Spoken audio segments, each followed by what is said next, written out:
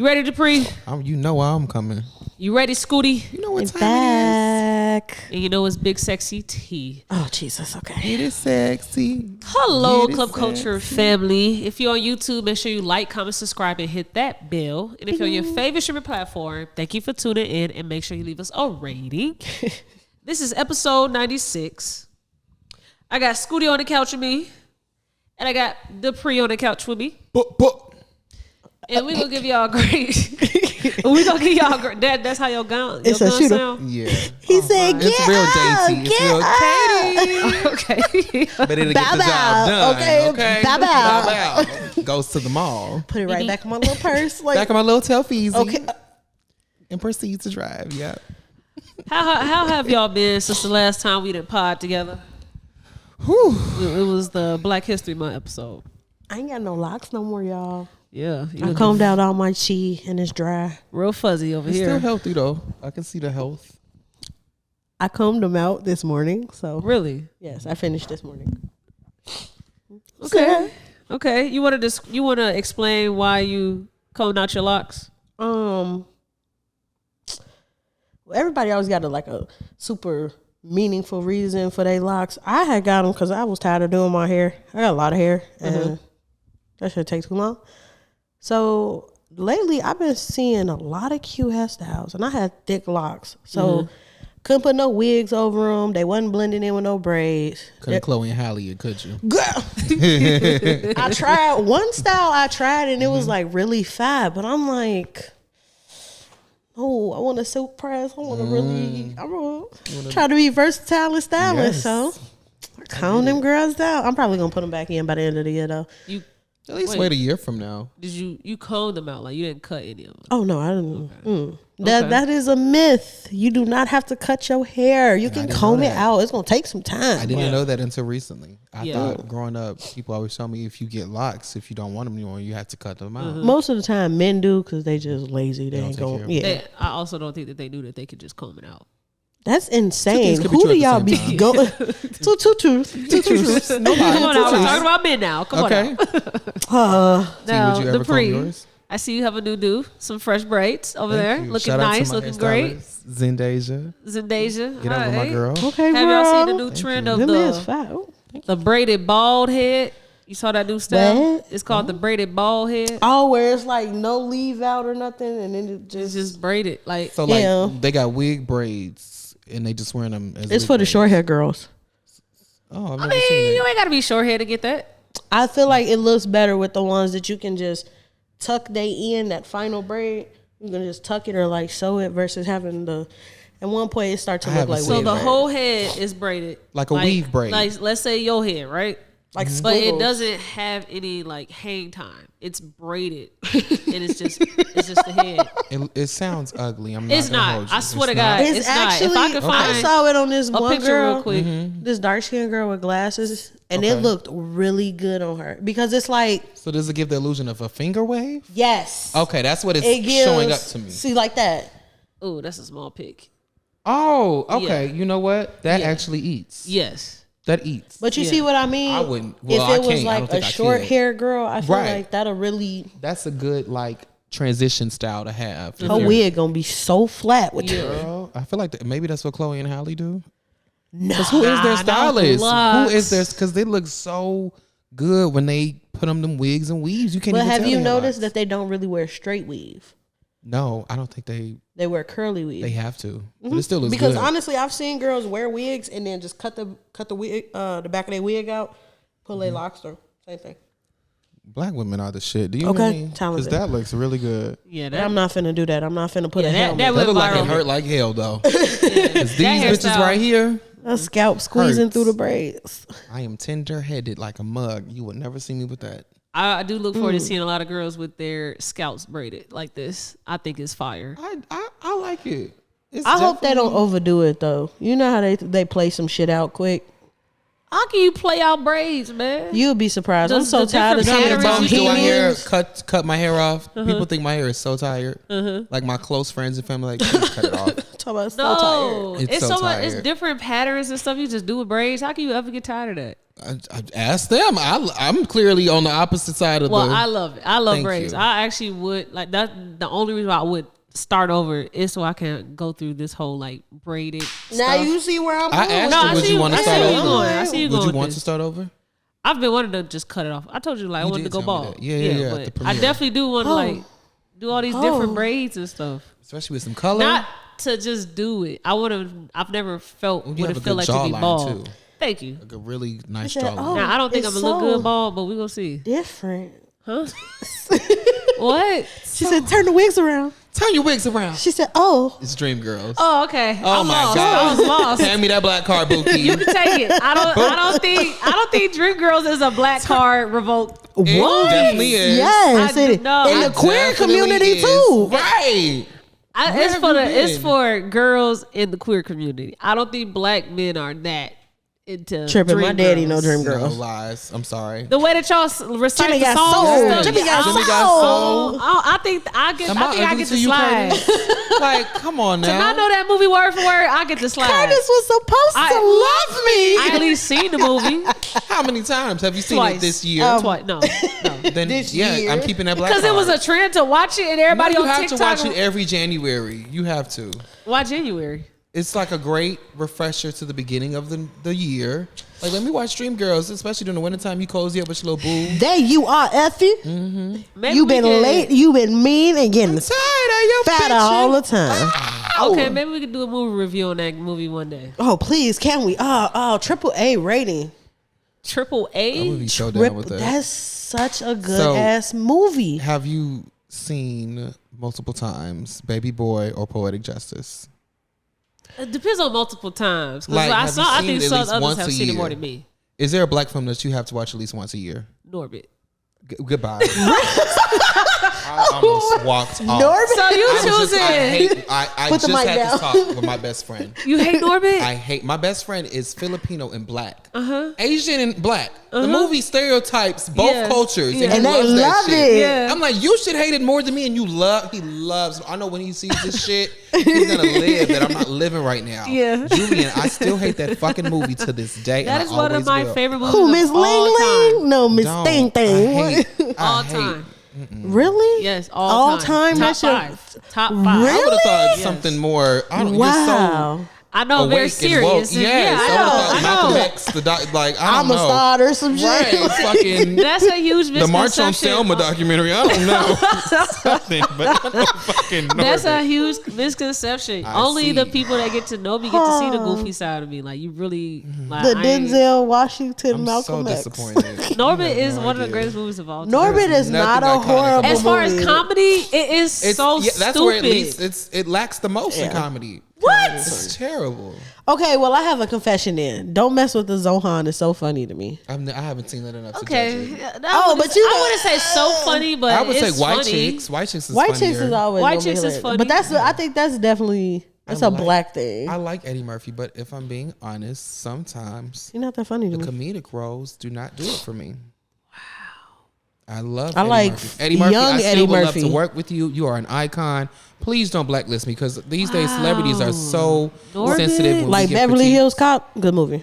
Coming to America That's 1 and crazy. 2 was funnier than Norbit. It's my Coming to birthday. America 1 It's was my birthday. hilarious. Coming to That's America 1, crazy. I Y'all could don't watch like every Norbit? single week, What? but Norbit was a flop. Even when I saw it for the first time in theaters. Yes. Mind you, I'm 6. Yeah, I'm like, what the fuck is this? we're I gonna wanted to see Hairspray. look.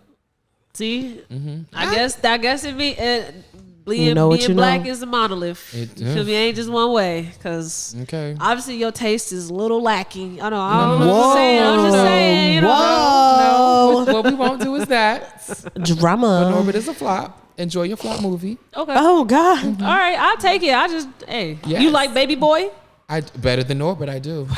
I would laugh at that film more. I ain't than gonna lie. I would laugh at Norbit. I be cracking up at Baby Boy.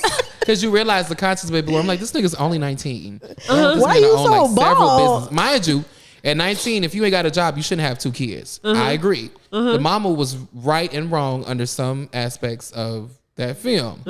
But ain't no way in hell Melvin would be in my house if he even Tussling thinks about with putting my his hands son. on my son. Yeah. My 19-year-old Tussling son. with my Melvin would have son. get kicked the fuck out instantly. He made me do it. Exactly. But mind you, the mama's supposedly in her late 30s. Yeah. So she still got some maturity. All got- she wanted to do was have that garden. That's really all she I want wanted. to do my damn self. So I get it. I got both sides. I'm more on. I ain't on nobody's side, to be honest, because they always problematic in that movie. There's no real plot either. I was so confused on Snoop Dogg in that one. Is this Jody? Cause like, why did you put yourself in that? I don't know I didn't really get the connection between Snoop Dogg and Yvette. Like, They used to fuck around, and while he was in jail, she got pregnant by Jody.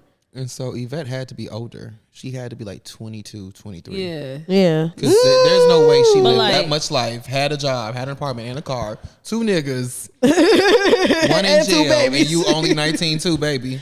and then they had a weird flashback scene where the little boy was running around and Yvette was pregnant. Right. Then he wasn't pregnant no more, and then Jody was back in the womb. I ain't gonna lie, Let's not it was forget that iconic womb. That iconic womb scene that added nothing to the plot. Rest in heaven, John Singleton. I didn't get that either. but it just So worked. unnecessary. It just but It worked. just made it more iconic. Wait, so do y'all think that Baby Boy is a Coming of realistic- age black Do film. you think it's realistic depiction of a coming of age story? I don't know because I didn't have consciousness when it was being created. So I heard some people Yeah, I were know like, it was when they went different to go then. see it, they thought Yeah. it was so realistic. But the black experience for a 19, 25-year-old is so different now than I feel like if you was 20 lived years in ago. California or over that direction, that might have been a little more. So y'all don't see any Maybe. similarities to today from that movie? The baby mama drama, that's bad. yeah. Teenage pregnancies, Yeah, I mean, mama and this weird ass nigga from jail. trying to figure out what to do with your life if you don't go to college. You and got a big homie named Peanut. you got men that are approving of your decisions that you're making, and they're also making similar decisions. So it's like nobody can really hold anybody accountable. We all doing the same shit. Damn, this just got deep. You want some breakfast? Entrepreneurship with Jody. I think the mama get that and cooking Melvin them thing eggs. definitely happens in households. I was literally just at my loctician crib, and he was telling me about how his mom had a husband that had moved there to her spot, and the loctician been living with his mom for a long time, and he's grown, like he's 30 something, right? And she just enjoys having her son there. She would rather her son be there than to go move away because she alone. Like, you feel me? Help me with the crib, and he just be running his business in the basement. Like, that's his domain. And so I asked him, how did your mom feel like when she had a man over? He was like, so the nigga didn't like it. My mama was perfectly fine with it.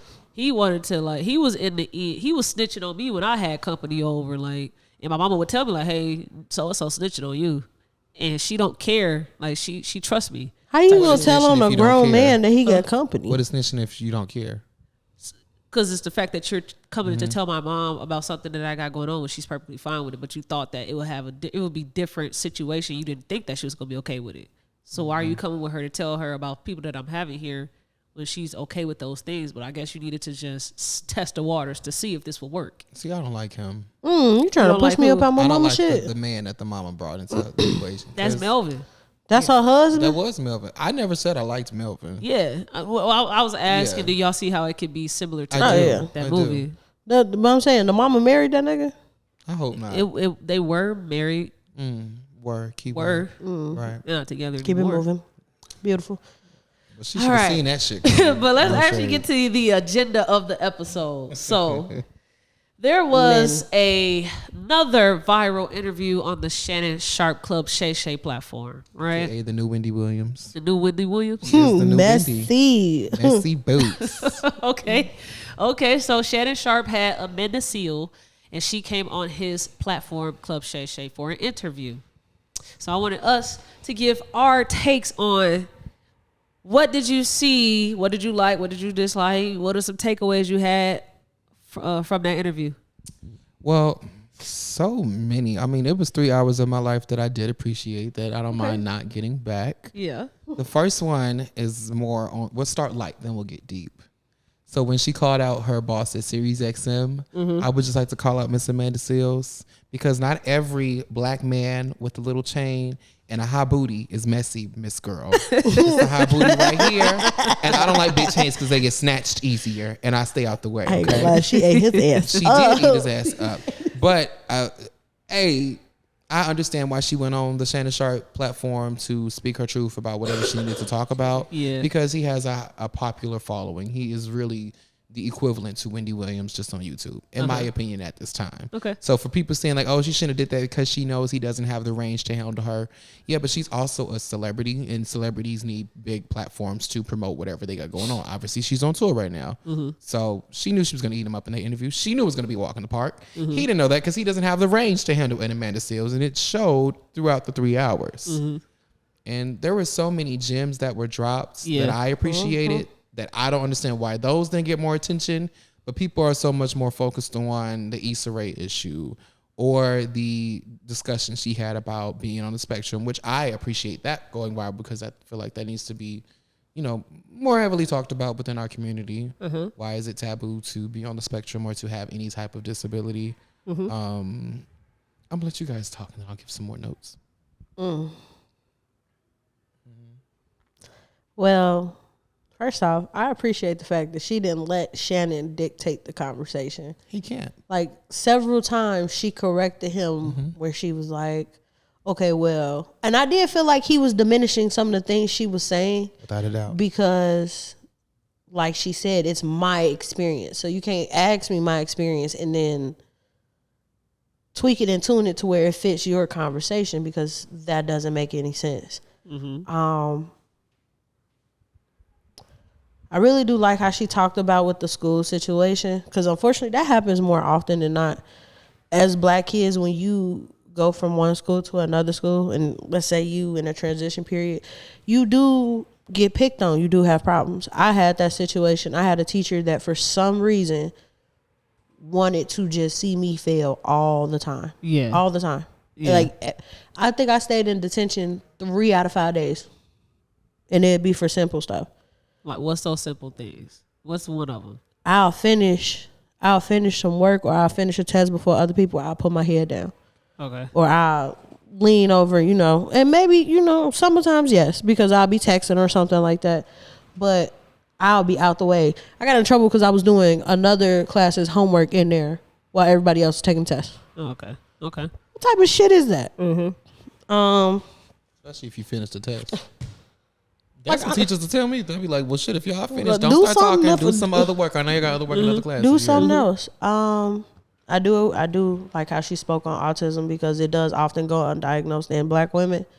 And it's such a wide spectrum that I think us as a society, we just think at low functioning autism. Like, you have to be helped. You need 24-hour care.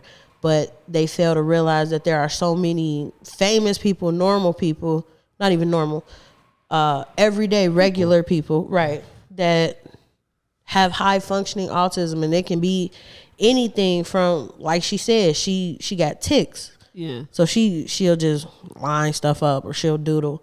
And I do think oftentimes that is misinterpreted in school, and that's why we do have a lot of kids that just don't.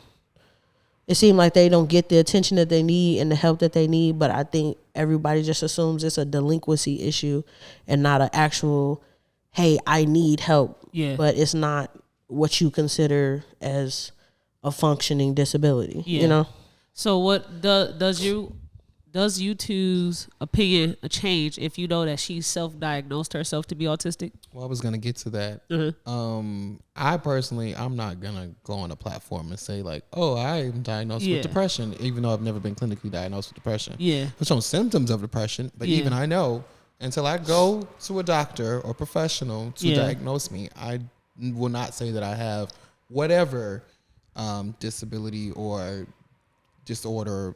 I'm not doing that. Yeah. She's definitely had enough PR training. Yeah. Enough time in this industry, enough media training to know that was a big no-no. Yeah. And I'm saying this not to like bash her, but like, that was dumb. That wasn't a smart choice. I feel like people don't hold celebrities that they like accountable when they mess up. But I mean, I can understand why she did it, because that messy, like how she was trying to say him messy, that's kind of messy too, because why is that the point of the conversation? And isn't this month Autism Awareness Month? Yes.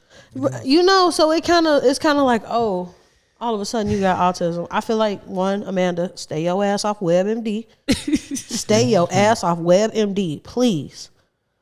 I do believe she can have anxiety, you know, because a lot of people have that and they don't see it as that. But I wouldn't go as far to say I have a mental deficiency. You could be neurodivergent, cool. But don't slap a label on it, because then you become a face for, you know, something you haven't been actually clinically. Yeah, you know, it's kind of like that lady that was black, but she was really a white lady. Yeah. Rachel. Yeah. Dolezal. Yeah. And wasn't she like the leader of the NAACP or some shit like that? Something like that. Like the Rainbow Push or something. Like, yeah, She's transracial. The fuck are you? She is. That's what she calls herself. Yeah. I decided I'm going to be a black woman. She has a documentary on Netflix that I'm sure she's collecting residuals on, and you know she's her made struggles a coin for being transracial. That's crazy. You can be trans anything now. Yeah. Well, now they can have gender identities by season. Yeah, I saw that too. Yeah, I saw that too. So my gender identity is winter because it's pussy cold. Facts. Facts. No bars. I just feel like, not to that sidetrack, but things like that make it so hard for actual trans people To have any form of identity. Because first of all, us as a community, we don't take shit serious to start. Off rip, we really don't. We laugh at fucking slavery. But I really do believe, but that is conditional. That is conditional.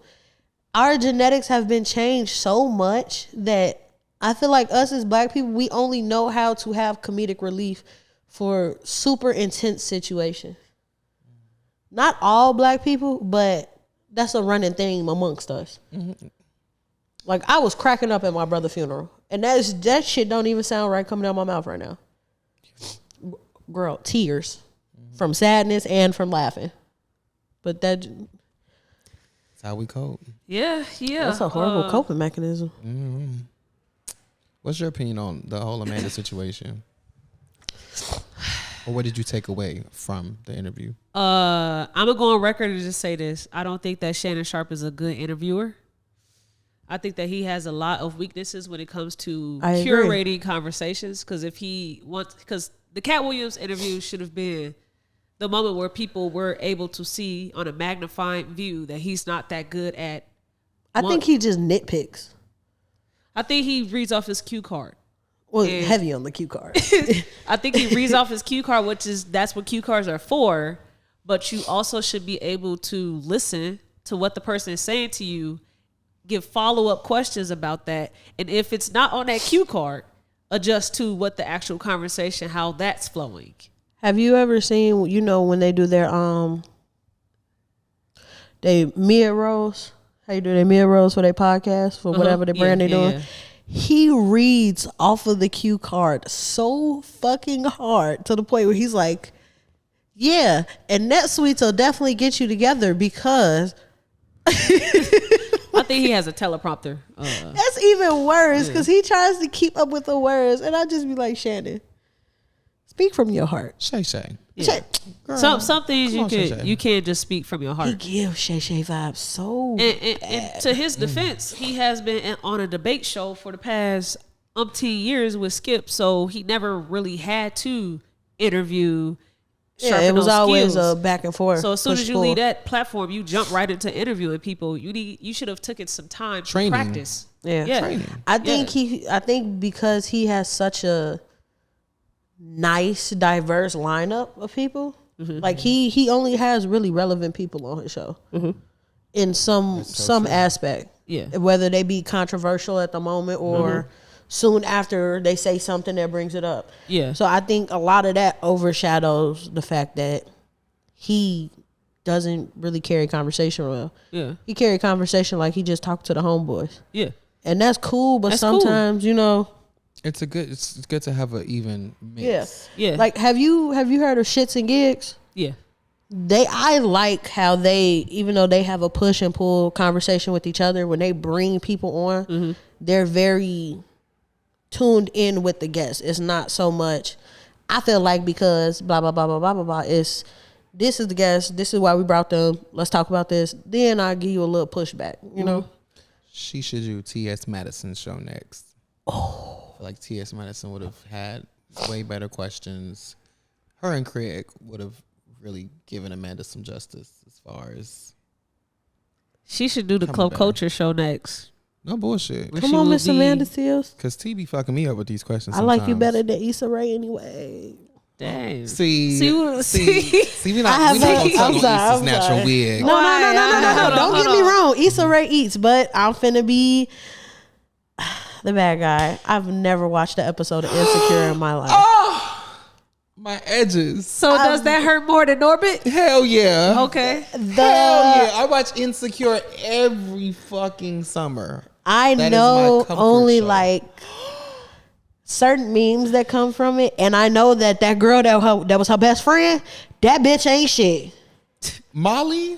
Is that her? The Molly is a very complex individual. We're not gonna Molly bash what they if call you never watched Insecure. the typical black alpha female. But she's more than that. You would know if you watched it. Okay, so I'll make you a sacrifice. Please watch Insecure. I'll watch Insecure. I love Issa Rae. Absolutely, I love Issa Rae. But I've known about Amanda Seales for a long time. Because she's been in the game longer. Yeah, I used to watch Amanda Seales on not the Practical Jokers, but Top 60 Funniest, the little comedy show. Yeah, she was on that. Clips from the internet and like have. It took me forever to realize that bitch was from Floetry. Yeah, for a minute. Like, a segment. I didn't know that shit till, unfortunately, she talks about it often. Because she finally can talk about it. Like, if you've been in the game for so long and it was never, like, everything was controlled before social media. Let me control the narrative. The media was able to control it. And so if you just always just got to accept the paparazzi and the TMZs and all of that, and you never could just go on a platform, say, hey, Shannon, I want to come on your platform and tell my truth, then it's like, when I finally get that opportunity, I'm going to give it all. And for the past... Huh? I thought I just heard somebody talking. That's not like... No, it's the wind. For the past few years, like, people have been creating platforms for people to just control now their own narrative. And that's gonna go away very soon because they just banned TikTok. Yeah, they did. That's the start. We're gonna get to that. We're gonna get to that. My polar You want to know what I appreciated the most? What? Is that story she said, and I said this on my own platform too, so I hate to repeat, but I have to.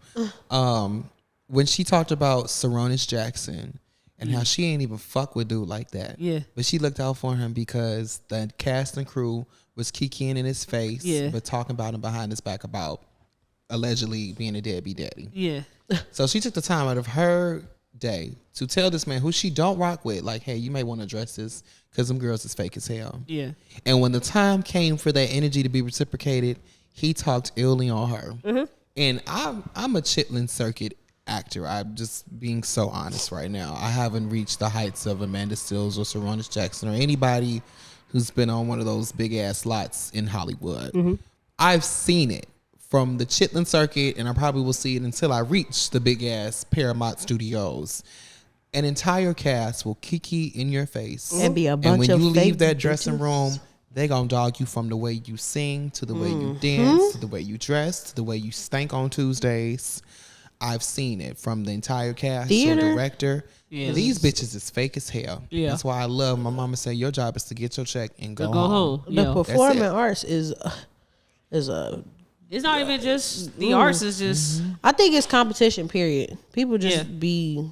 But they hate success. I'm not like that. I'm not. Honest to God, I'm not being a pick me when I say this. That's not in my character because Amanda Seales also say everybody has a main character energy complex. I'm sorry to cut you off. No, you're fine. Everybody has a main character energy complex these days, and I'm just like, I'm that bitch when I go home to myself, to whatever man I have at the time. I'm that bitch around my family, my friends. I'm that bitch when I look in the mirror to myself. So I don't have to be that bitch on the call sheet every time I'm casting a show. Yeah. I feel like a lot of people just feel like I have to be the best. I have to be the bitch. If I'm not, it's an inferiority complex because for me, I'm that bitch all the time, whether I'm awake or I'm asleep. I mean, you could be that bitch too if you feel like it, but there could be more than one that bitch in the room. Exactly, but people with small minds play small roles.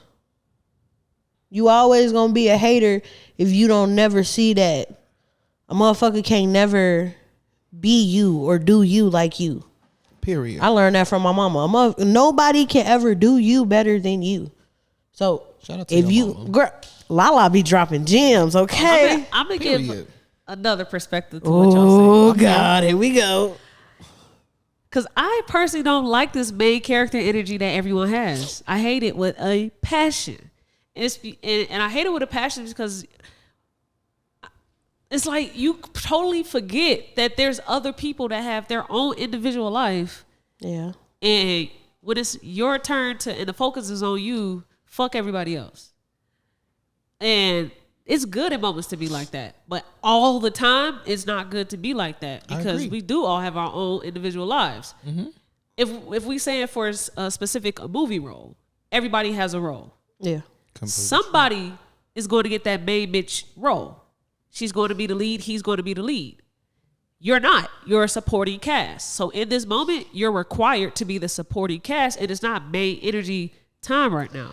And even sometimes, even if you're a supporting cast, you might have done so good at supporting the cast that your energy outshines the lead bitch role. Yeah. Mm-hmm. AKA Dreamgirls. If you watch it. With Jennifer Hudson. If you knew the backstory, when they first started promoting Dreamgirls, Jennifer Hudson was not mentioned at all. Her or Anika Noni Rose. Anika Noni Rose. But when the film came out, it swiftly transitioned to Jennifer Hudson. And I hate to say this, Beyonce is an amazing creature. She is one of the greatest performers I have ever seen. Period. In my entire life. And I will never take any shine away from her name. Yeah. Jennifer Hudson ate her ass up acting in every single scene except the scene where her and Curtis was fighting. I really felt like she was really hurt with that. Beyonce's hurt in her movie. Yes. Like Obsessed is her best role because she was hurt in half that movie. Obsessed was fantastic. Obsessed was fantastic. When she put that bitch through the ceiling, I was like, baby, when she said to hell. But until then, I suggest maybe the 4 seasons. Let's say Beyonce, bitch, give me your get your ticket. Somebody give her an Oscar because was it Oscar? But she did. She did. Both of them got Oscar noms for that film. She ate that. She ate that. But like T is saying, you don't always have to be the main character because it's unrealistic to always be that. Yeah. But when you go home, my point is when you go home and you look in the mirror, you can always be the main character. Your thing. Yeah. But when we out into the real world with other people, you gotta acknowledge your weaknesses and your strengths. Yeah. And be okay with just being in the room sometimes. Be the main character of your story, not of and the whole entire story. Yeah. And nobody can take that from me. So I'm not worried about who's the lead. I'm just happy because 1,000 girls wanted everybody's position. Yeah. 1,000 girls wanted your supporting role. Mm-hmm. So you're there for a reason. Mm-hmm. Obviously, you better than somebody. Right. So I appreciated Amanda saying those two things. Like, A, these hoes is fake. And B, not everybody has to be the main character. Yeah. It's okay with just supporting the team. Yeah. Whatever role you get, be the best at it. Of course. Do your best at it. Because being the best and being the best you is totally two different things. Exactly. I mean, I just did Cinderella at BET Black Ensemble, but early this year, motherfuckers are still calling me Pee Wee sometimes when I go to the nail shop or in Hyde Park. They're like, aren't you Pee Wee? Yeah. Why'd y'all only had 3 scenes in a 2-hour show? I opened the show, had a middle scene, and I was a part of the closing.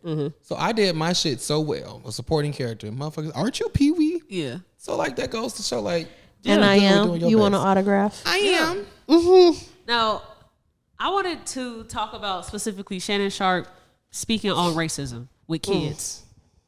Because I did watch Shannon Sharpe reflect on the episode in his other show called The NightCap. And he was responding to so many people agreeing with him, agreeing with the take that he was denouncing a lot of her experiences. Right? And I feel like we're going to watch a snippet of The NightCap. Let's do it. But it was so focused on that critique that he got with just denouncing her experience and did not touch on the other stuff that he did fuck up on. Like her mom's not a white woman. That was insane to me. That was insane. That was insane to me. White. Like for you to double down and say she is white.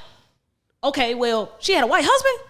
She was like, no, my bitch, my mom not white. She didn't have a white husband. She said You're doing a poor job at interviewing right now. She said my dad is a black man from Roxbury, Pennsylvania. Literally. And did y'all not peep that a lot of that interview was cut? Yes. Yeah. I specifically wrote it down in my phone. And he was mad. I ain't gonna lie, he was mad because she was not drinking. The first clip, she was not drinking. Segment of the interview I saw was at 18-minute mark, where that's because it already started off like a bang, like So it seemed like it was starting to heighten. Like you could see it's finna build up to be like a climax of a point. Immediately when the shit started, at 18-minute mark, you will see a clip to where it goes directly to her just looking upset at him. And I feel like you completely missed the build up to why she had that face on her face, because they clipped it to be at that point. Yeah, that interview was probably way longer than 3 hours. Yes, way longer than 3 hours. And she had said that they had clipped up the part where he said something that was I fucking wish I remember what she tweeted that it was a clip. It was a part where they took out where he did say something more disrespectful regarding racism. And I wish I remember exactly what she said, because I don't have the time to go through Twitter right now. Who does these days? But I could tell that it was clipped. Well, and it takes away context for us to really see how he was interviewing her. Give me some. Because here lies another instance that you just noted where yet Amanda Seales has been again taken out of the context of why she's frustrated and angry. Yeah. Which has been her point the past 4 years. Yeah. She's always like taken out of context, misrepresented, and labeled this mean girl. Yeah. And she's like, bitch, I'm not mean. Y'all just don't get me. Yeah. And y'all don't get me because the media portrays me in a to negative be light. such a rawr. To be such an angry black woman. Yeah. I'm like, and what the fuck is wrong so with tired being of that. angry sometimes too? It's a lot to be angry for. It's, okay. I'm black. I'm black. Y'all treat me this way. I'm Jesus. black. I ain't like that. And I'm black like that. I'm unapologetically black. Yeah. Which kills so many opportunities for you. Black off than a rip. motherfucker. Yeah. But especially if you're a black woman and you're unapologetically black. Yeah. If a man, I almost said something. If I'm being honest, if she was dark skinned, I don't even think she would have gotten Insecure. I don't even think she would have had the platform. Nope, because it would have threw off from Issa Rae. From get go. Too many dark skins on scene. It would have been the whole damn cast almost. Yeah. And Lord, God forbid. That And then ever she had to be the uppity light skinned girl. See, I know some parts. Yeah. Yeah. She was the AKA bougie AKA. Yeah. I ain't saying everything. I agree with everything Amanda Seales had going on in that interview, because I do disagree with diagnosing yourself, self-diagnosing yourself on a platform like that. Yeah. That's something you do with your homegirls at home. Yeah, I might be bipolar. I was looking. Cool, we can have a chat at home, but don't do it on a platform that's gonna have 1 million views and you got a bunch of people in the world that really are Clinically autistic diagnosed. and they're never gonna go to the doctor. Yeah. Don't do that.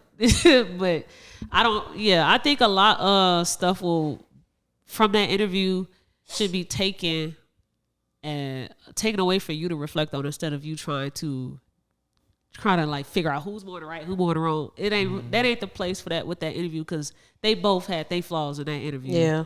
I think that this clip that I'm about to show from NightCap of Shannon Sharpe and his other two co-hosts, where they reflected on Braided bald head. I saw that shit too. I was like, oh wow, good morning.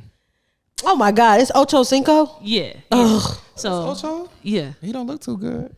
Oh Lord.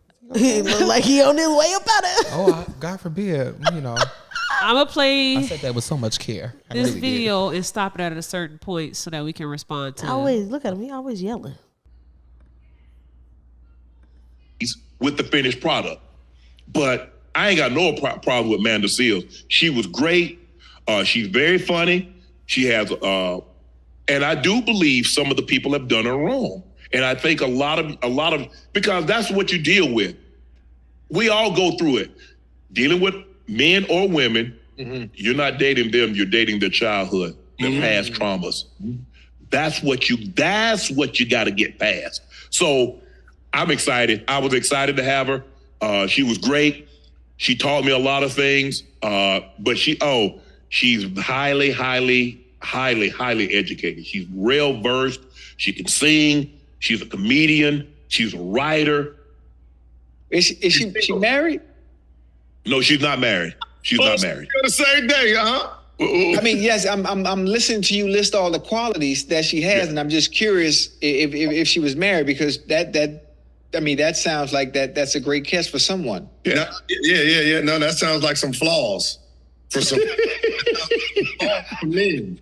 Because as educated as she is, Right. Yeah. she's there's a standard of a man that she's looking for. Right. Yeah.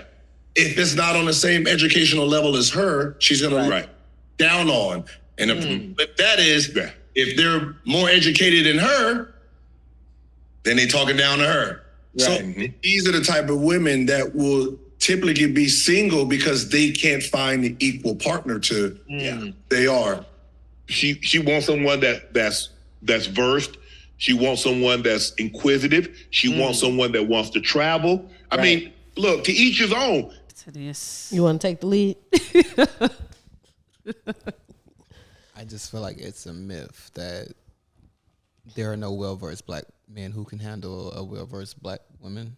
So you're using your platform for all the wrong reasons, perpetuating that stereotype that I don't even know where is that birth from.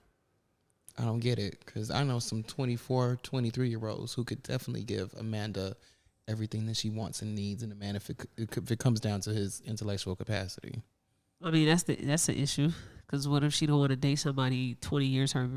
I know some men her age as well. So how is that a flaw that she's intelligent, that she knows how to hold a conversation, that she know what the fuck she got going on?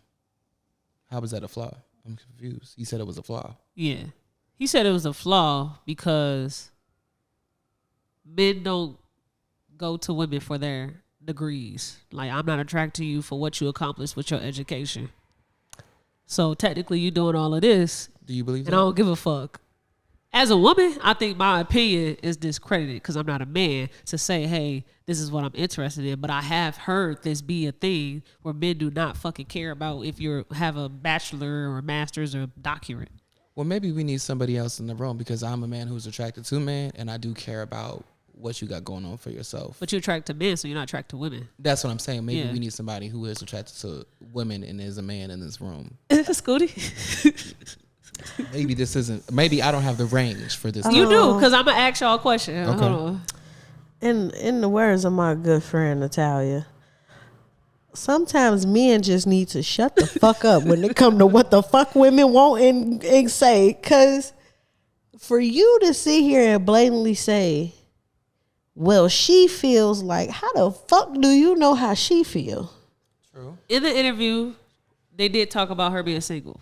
Yeah, and but that didn't mean that she said, oh, I wouldn't talk to a man that, don't work for a Fortune 500. Yeah. She basically said she wanted someone that can stimulate her. Yeah, and they like to travel.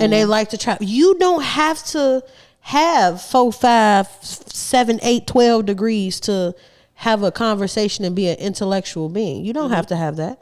Right. You don't have to have $85 billion trillion to travel. I mean, it would be great, but part of me just doesn't like whenever a man tries to justify how a woman feels and mansplain it, So I guess my question is, if women want men, right? If a heterosexual woman wants to be with a heterosexual man, and let's say that is the mindset that they do have, where we don't really give a fuck about your degrees, should you now, in order for you to keep that man and get the man that you want, not accomplish those degrees? It just be exactly what the man want, or should no? Because you a dumb bitch. Fuck him. You a dummy for that. Are you okay? Yeah. Like, every man does not believe that.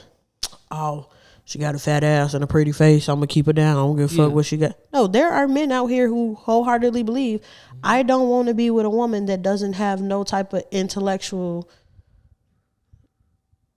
just stimulation to her. Like, there's a difference between having a casual conversation and really being able to have an in-depth conversation with your interests with somebody that you actually like. And if any of you have ever had that conversation, that's the one where your feet be up in the air and y'all be talking about all type of. There's no dead air. Yeah. You can talk it's all like damn day. You don't know So where the fucking conversation rarefied, by the began way. or where it ends, So I think, yes, as a woman, we do. Well, I'm going to speak for me. Yes, as a woman, I do want a man to have something going on. I ain't going to say I want you to have a degree, a bachelor's degree and a 401k and all that. That would be great stuff. But shit, at our age, that's just not the thing for everyone. How old are you? 25. Okay, so we about the same age. Yeah, so I just want a nigga to have a car and a job at this point. You know, and take interest in things that I like. Notice who I'm becoming, you know, and you water me, I water you. Yes. I'm more so, what I'm attracted to now is like, what can we do for each other? Right, you know? Not necessarily like, do you have $65,000 in savings? What's your credit score? Yeah. Those things are nice, but I'm more so like, okay, how can I support you? How can you what you support spending me? is gone. What are your passions and hobbies? What's your relationship like with your mama? Because why did your last relationship end? Yeah, how is your relationship with your mom? Is she your mom or what your about girlfriend? Your dad? Do you know him? Like, like, how do you treat others? How do you treat yourself? Do you love yourself right now? You got things you need to heal from? That's more so where I'm coming from. Now, mind you, when I'm older and I have to really start thinking about who I want to make a life partner, those become factors. I do have to take into consideration heavier job, credit, 401k, property that you own. How's it going to work if we own property together? If we do get married, if we do want kids, are you 50-50? Are you... Like, what are your views? Do I stay home? You work? My last name, your last name? We, like those hyphenated? What we doing? Exactly. But I think even that comes with dealing, it's more heavy on the maturity level of the person that you with. I don't think it really matters what you have on paper. Because on paper just means you proved the point that you know some shit. Or that you were dedicated. Or you were dedicated enough to do it. But I feel like if you meet somebody that has experience and wisdom, I don't think wisdom is something that you can just learn from a book. You have to have an experience. You have to meet people, see things, do shit.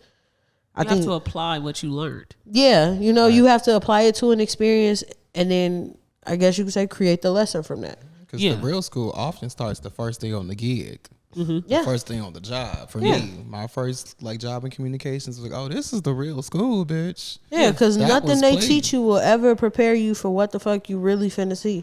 It helps. It's a good... And make you cope a little better. It's a good foundation, but there's nothing like having to be like on camera as a person. You can take all the newsreel courses or TV broadcast courses you want. When them lights come on? When them lights come on, that's the real pressure being applied. That's the real school.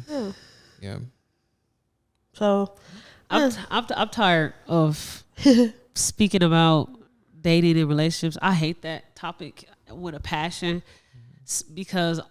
It's too public. Unless I'm having it with people that are homosexuals, if it's about the heterosexual crowd, you don't want to touch I'm exhausted. I don't want to talk about it. Heterosexual dating is such a it's hard. No, I'm not saying homosexual dating is not hard. I'm just saying with heterosexual no, it's a little dating, more simpler. Who? I wouldn't say that You either. said homosexual dating is simpler? I wouldn't say that. I would not say that. I would not say that at all. But what I will say is... If only. I promise you. I said one day I'm going to switch bodies with somebody, see if I could have a day in the life. You don't want it. Stay where you at. I'm telling you, you got it easier. Yeah, because I promise you it doesn't matter. Like being homosexual and being heterosexual doesn't matter the outcome of the relationship at all. It's the person, the people that's dating each other, and what their complexities are, and if they can work through that. What you guys say? The thing is, though, we don't have anybody to really, well, at least a lot of gay males, black gay males.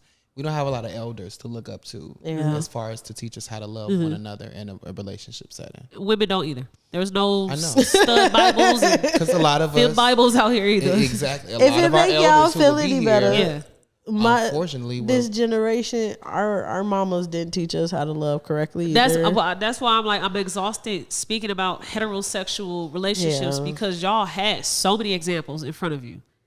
More than us. Black people in general don't.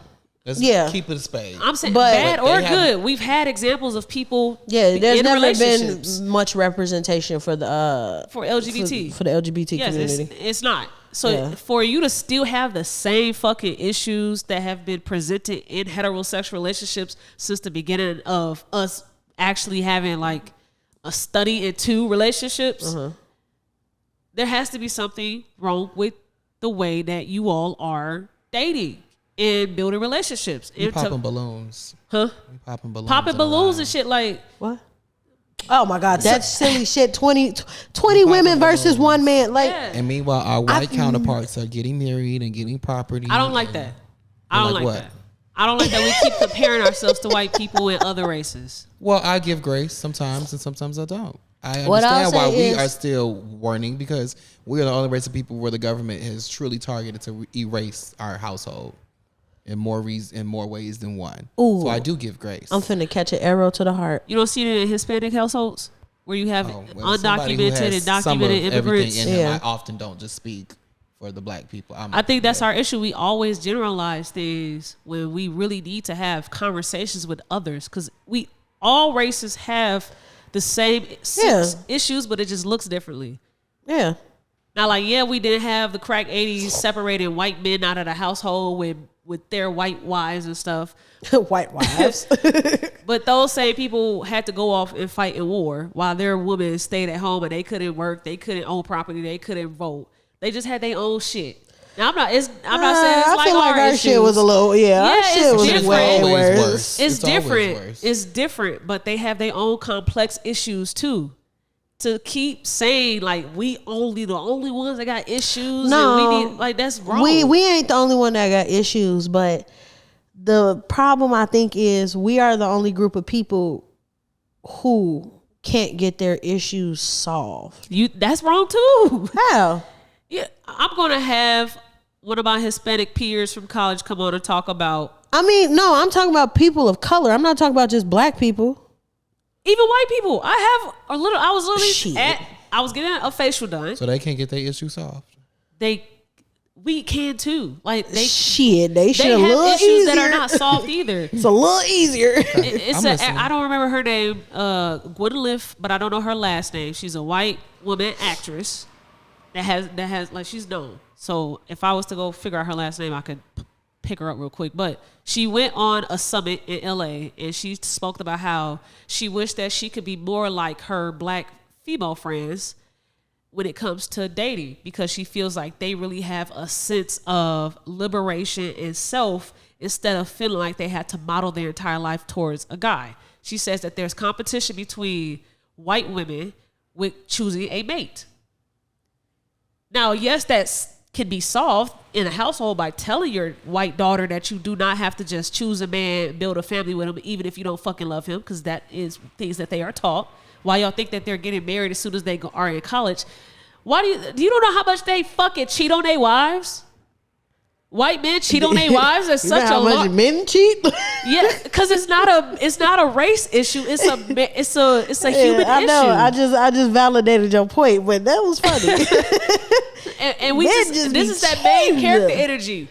We are always around black people, and we just see so much that we want to solve with our race that we totally forget that there's other people having the same issue, it just looks differently. But you can't blame me for wanting to focus on my people first. I'm not blaming you for that. We need to focus on ourselves first before we care Yeah. about the greater community. We need to do that. But what I'm saying is we have to stop generalizing as if we're the only fuck ups. We're literally not. In my world, we are. Yeah, that's the issue. We got to get yourself sorry. out of that, because we literally are imperfect, just like they are imperfect. They're doing shit just like we doing shit. We just always keep seeing ourselves doing shit because we grew up in this community only see us doing shit. What I'll say is I don't have that enough like hatred for white people that a lot of black people just pick up for some reason. I don't hate white folks at all. No, not you. But see, you've been exposed. You've been exposed. I know people who've never came in contact with white people outside of being their boss or their teacher. Yeah.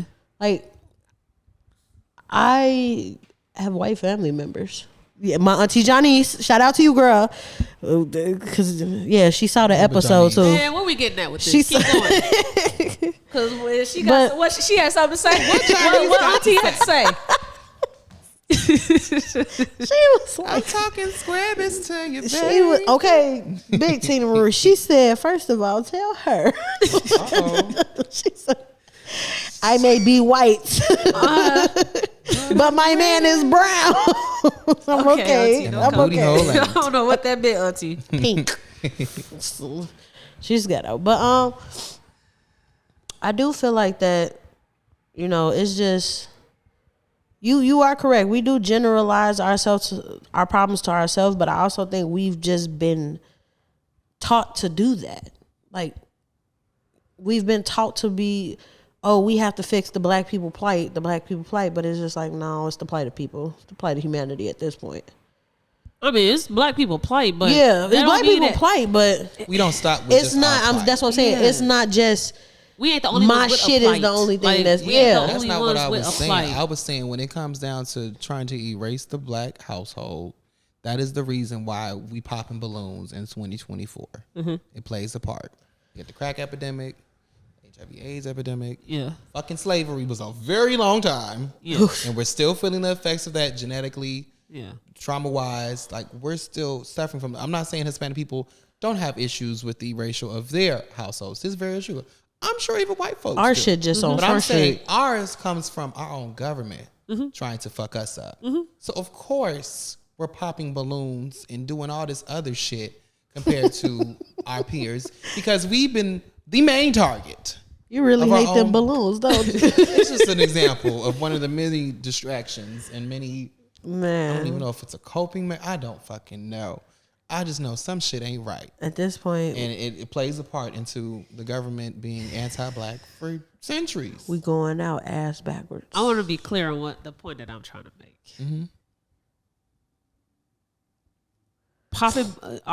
Do we want our people to just be in relationships where the father and the mother are there, or it's 2-parent households? Do we just want to have it because we don't have it, or do we actually want it to be built on happiness and it flourishes and it's not a bunch of oppression? It should be built on happiness. Households. I want healthy families. Yeah. Period. Whether that be male, female, male, 2 non-binary. I just want healthy households more. Yeah. In the black community. Yeah, and I feel like we have to stop comparing ourselves to other races to get there. I don't like why we popping balloons, but these niggas are already married straight out of college. That's their standard. We have to figure out our standard. If our standard we gotta pop some balloons to get married, pop some fucking balloons to get married. The end goal is to get married. I don't think that's our standard. It's not our standard, but I'm just saying we don't have one. I don't know who. So came up with that and we keep trying to find one by trying to look at how other niggas do it. We got to figure out what our way of doing it is. That's what my point is. But I ain't trying to. I think I can speak for this group speak for me as a black heterosexual woman. It's hard not to do that. Hard not to compare. Yeah, it's hard not to compare. It's natural because to compare. one, you have to compare amongst ourselves. There's no such thing as the atypical black woman no more. You got the baddies, you got the regular bitches, the nerd, however it go. But I think that when it comes in terms of happiness, the way media has portrayed everybody else to be genuinely like, oh, me and Clayton got married and we have this farmhouse with our 2 kids and our white sheepdog named Bo. And, you know, And I think unconsciously we set that as like, okay, I got to do this. I got to be like this because obviously with the group of people that I'm with, they don't appreciate that. What Papa Pope say in Scandal? You gotta work 10 times as hard to get twice as much. Yeah. And I know for me, I've become what is a typical independent black woman. I'm not heavy on I don't need a man for shit. That's a lie. Need a man for a lot of shit. But I do realize that I will struggle through my own shit before I be like, hey, I need help, or hey, let me talk to you because I got this going on. In reality, you don't have that help. Like, that's why we have to stop comparing ourselves. For me personally, I do, but. So I'm gonna explain what I'm saying. What I mean by you don't have that help, because we kind of touched on it on a pod before with Lizzie and Shania, and when Shannon Sharpe and the boys spoke on Amanda Seale and her accomplishments and her intelligence. That's the issue there, to where you can't believe you just really put your phone on mute. I thought it was on mute. Look around, everybody on mute. Literally, I hope you fucking did it, because now you got me self-conscious. Put your shit on mute. But it was my watch too. Sorry. Those men on TV that was speaking about Amanda Seals, all unmarried. Cheating scandals, sex scandals, and DV everything. scandals. Domestic violence. I don't know. Can we say that on the YouTube? Yes. Oh, okay. So Ocho Cinco, boy. Literally. That's what I was speaking so, to. Yeah. Asking for the help from and this is from a heterosexual cis woman, black woman, asking for help from a heterosexual cis black man. The help lessens depending on the type of help that you need. If you need financial help, it lessens. If you need intelligence, it lessens, because those people aren't going to get higher education. We are. Black women are. Black men aren't at the same rate as we are. We are the most educated group in the world, black women. So to ask for help, I literally was just having this conversation with my youngest sister today. I was saying that I can't get the same support that y'all can get from me because you all made decisions that I did not make, to where we have totally two different directions in our lives. And if you would have just made decisions not exactly like mine, but similar, you probably would have been able to provide the support that I can give, which is, one, financial support. If men choose to make these decisions that black women are choosing to make, some, not all black women, a lot of black women are choosing to make, then that help will look differently, and it'll be something that can create some happiness and solace instead of oppression. Yeah. So we gotta stop looking at white men and what they're going to college. They're getting degrees. We aren't. So our standard is going to look totally different from theirs. They can meet their sweethearts in college because their sweethearts are going to be at that PWI, and our sweethearts might be over there at Spelman, but I can only afford to go to fucking Chicago State. Yes. I'm doing too. Literally. How about the Cougars? Are they the Cougars? Yes, the Cougars are ever in motion.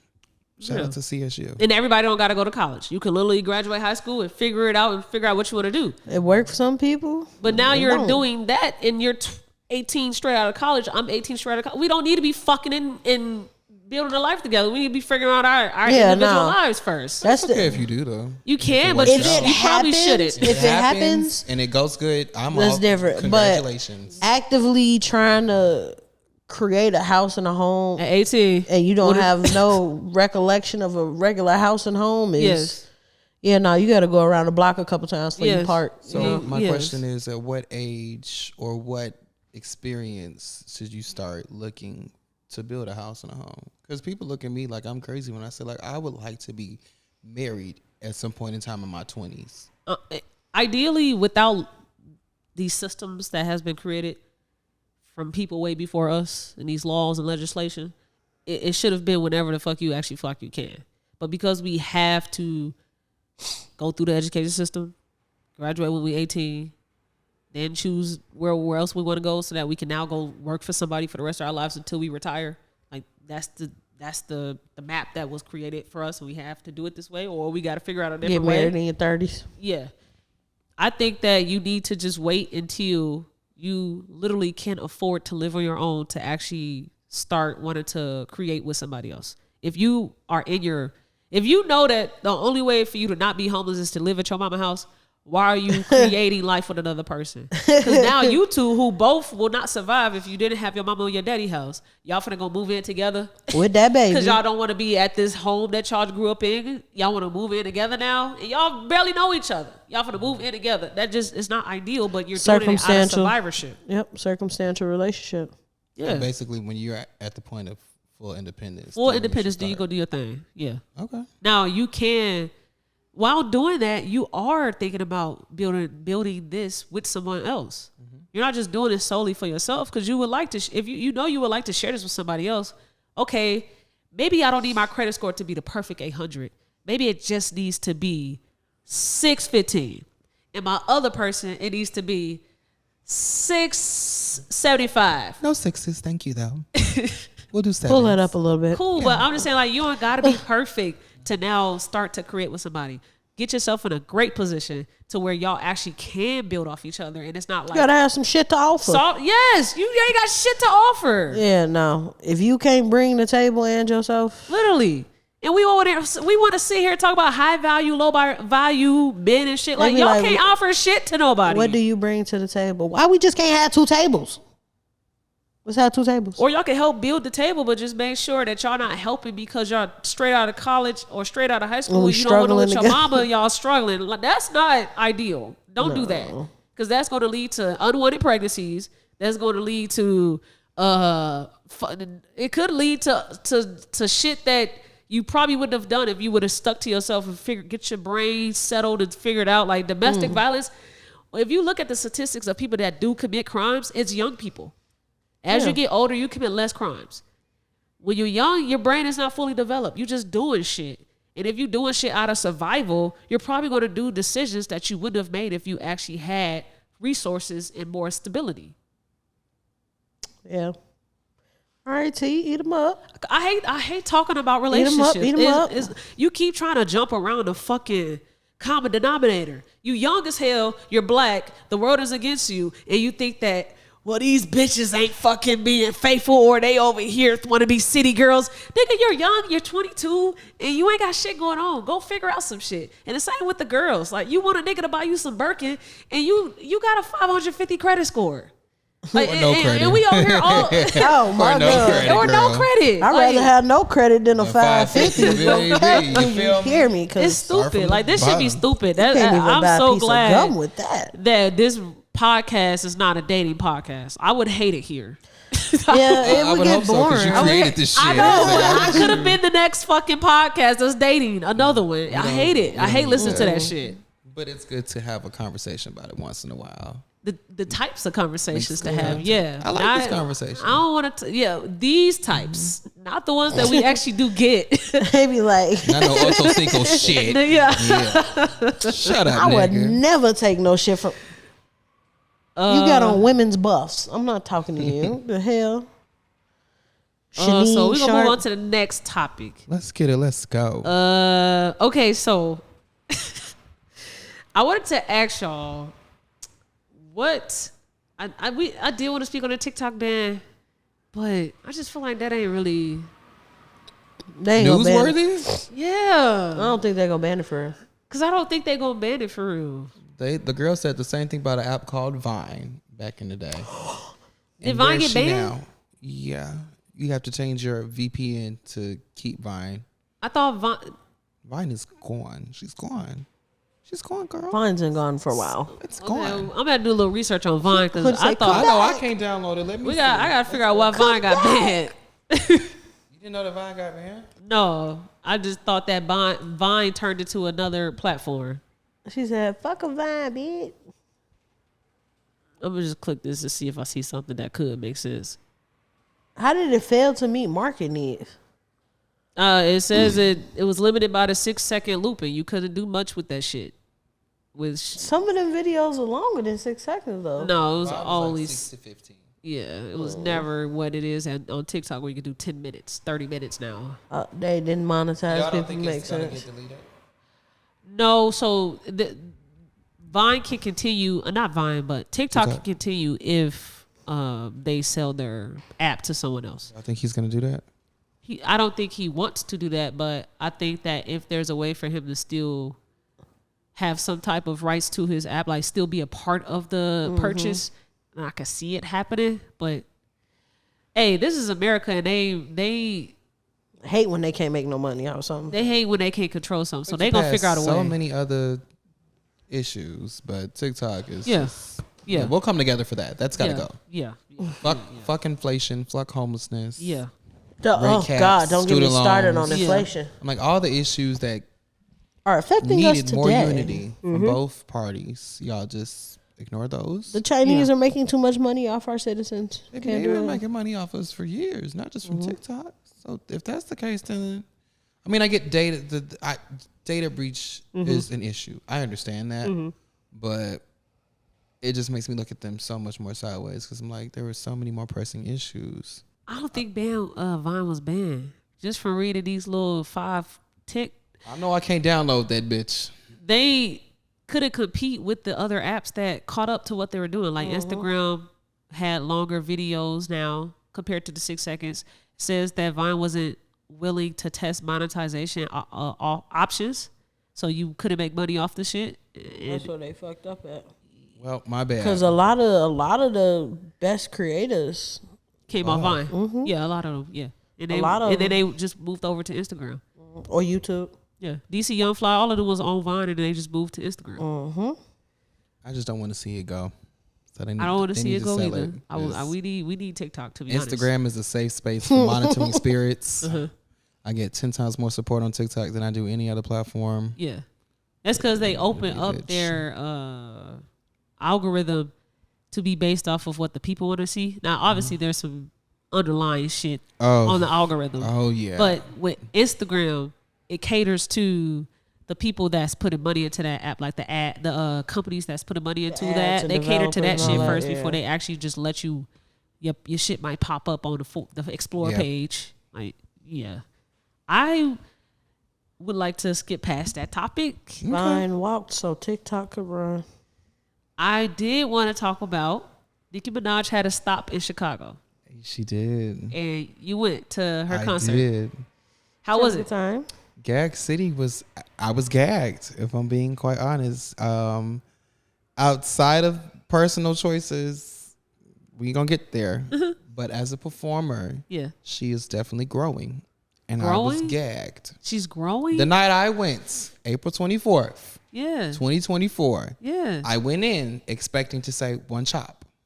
Meaning, I knew it was gonna be a good performance. Yeah. But the night I went, breath control there. She's never called herself a dancer. Yeah. Choreography was there. Yeah. She captivated the stage. She wasn't doing no crazy shit. Yeah. And I was like, if this was the Nicki on social media, I would actually support it. Now, mind you, I didn't pay for my tickets. So it's like she didn't make no money from me. So somebody else paid for my tickets. But I was like, damn, Nicki has hits for hits for hits for hits. Yeah, she got some bangers. And she is, in my opinion, the greatest of all time lyrically. Male and female? In my opinion. Okay. In my opinion. Okay. I was listening to, I was like, damn, Red Ruby the Sleeves has so many entendres, soliloquies, and all type of other shit. I was like, I mean, look who she under. That's true. No, I'm gonna give that to Nicki. Nicki is an entendre motherfucker. That woman is the GOAT. Yeah. And you cannot take that from her when it comes to the pen.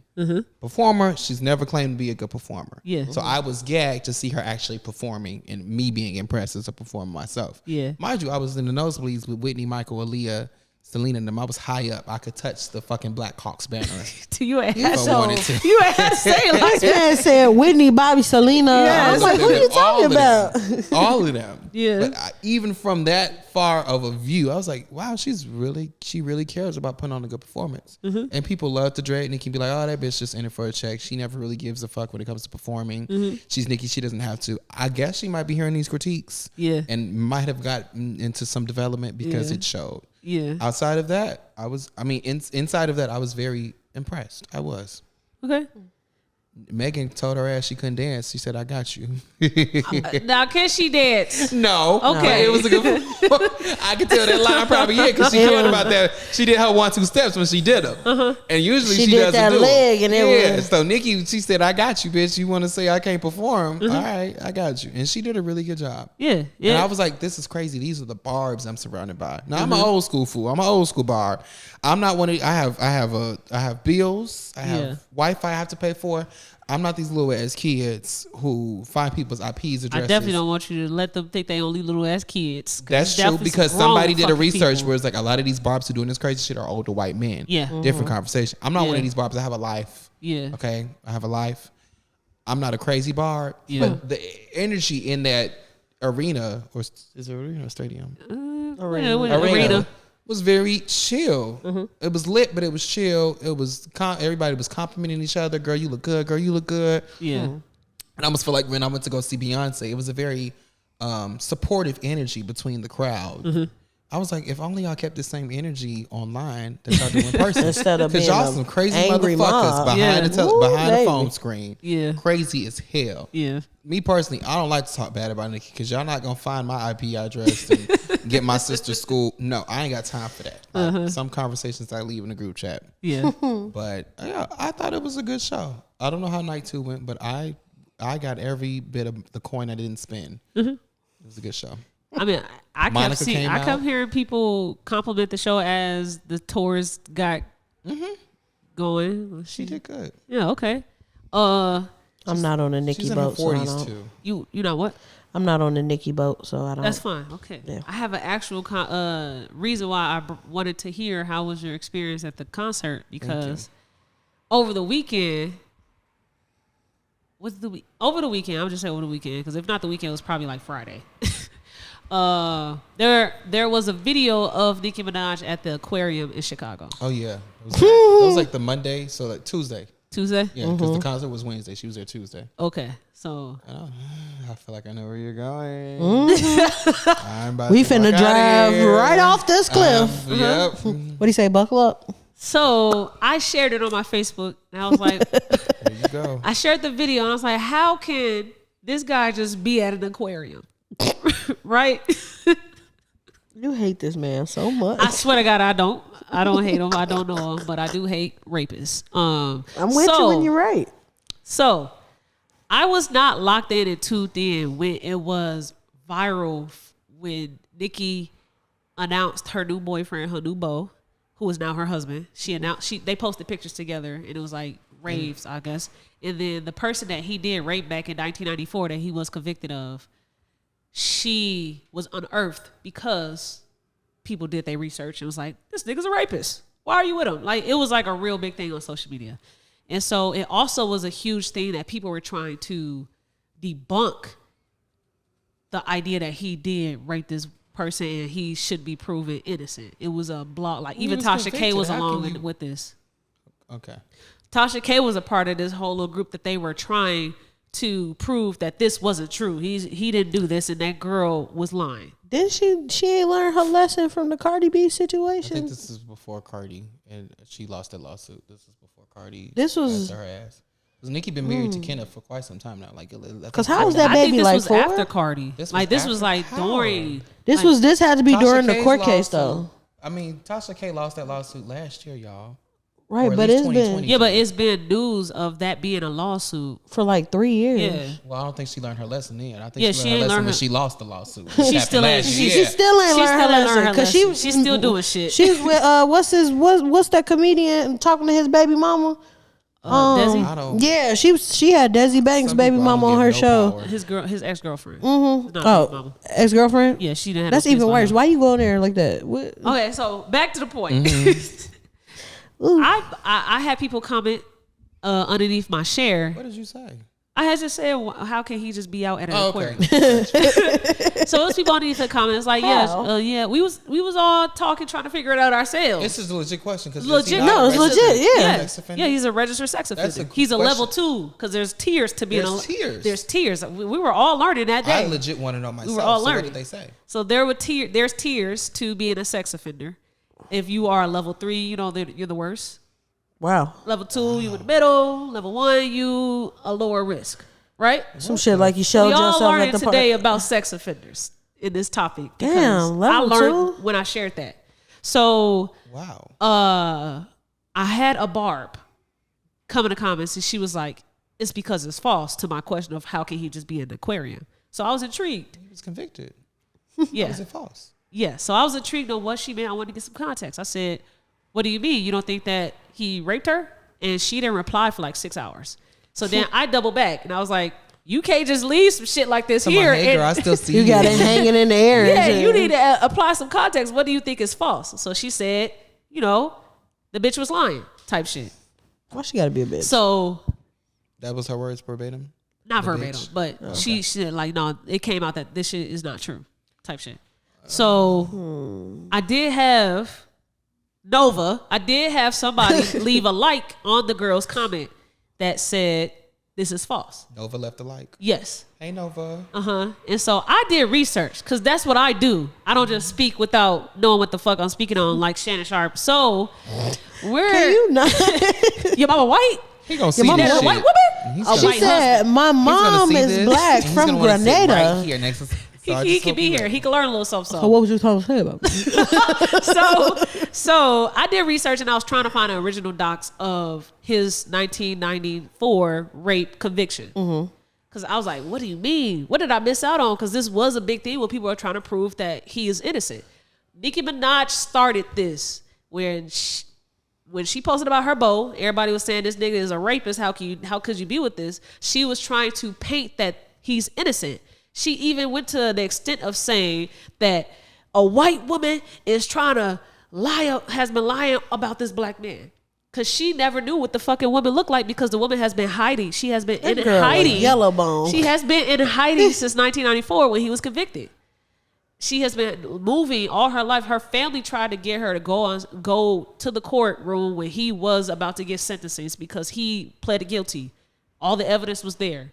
He pleaded guilty, and so she didn't need to testify or anything because he just pled guilty to it.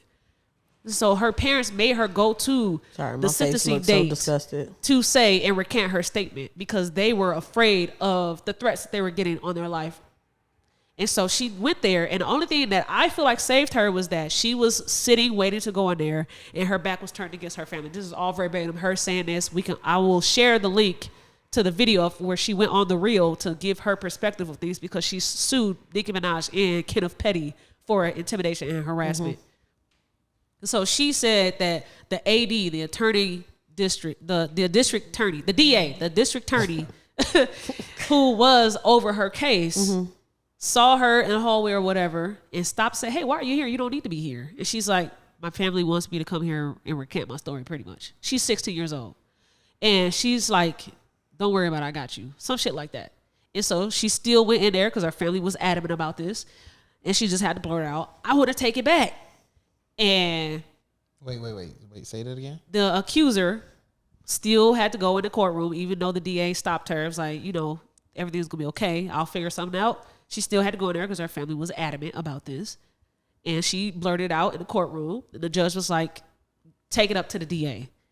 I feel like that the DA went to the judge in his chambers and told he or her, whoever the judge was, this is what's going to happen. I think the DA's helped that situation not be a thing for her. And so now fast forward to 2021, 2022, when now Nicki is with this guy. Damn.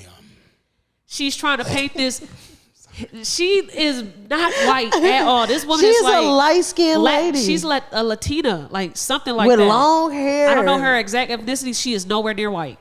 And she got the people conjured up and said that this girl is a white woman lying on a black. That went on the reel. Yeah. I'm gonna. Latina? I remember the way the lady looked. I will show y'all what she looked like. She was like a black woman. So go more against Nicki saying she's white. But this is what's interesting. I'm just trying to paint the point that she's not white. Yes. She's not white. I don't think she was Latina. To tack onto that, can we talk about how the fact that when she was, how old was she when she was dating that boy Arent, 14?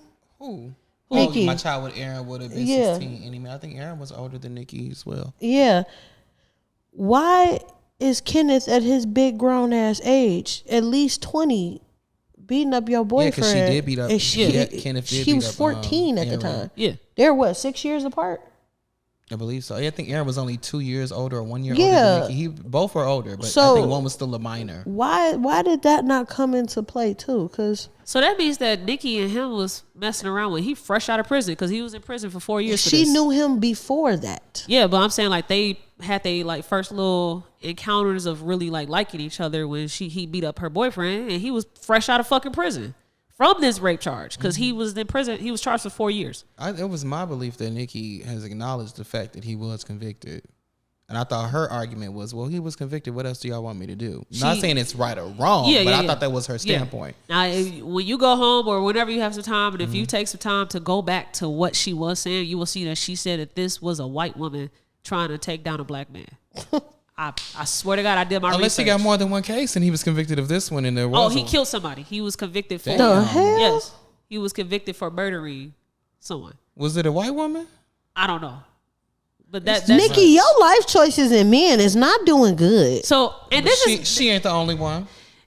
And I want to be very clear. This ain't got nothing to do with me trying to put some type of light on Nicki Minaj or make this back relevant. This is all still from me asking. Right. How can he just be at an aquarium? So did somebody legit answer besides it being levels? So I'm going to continue.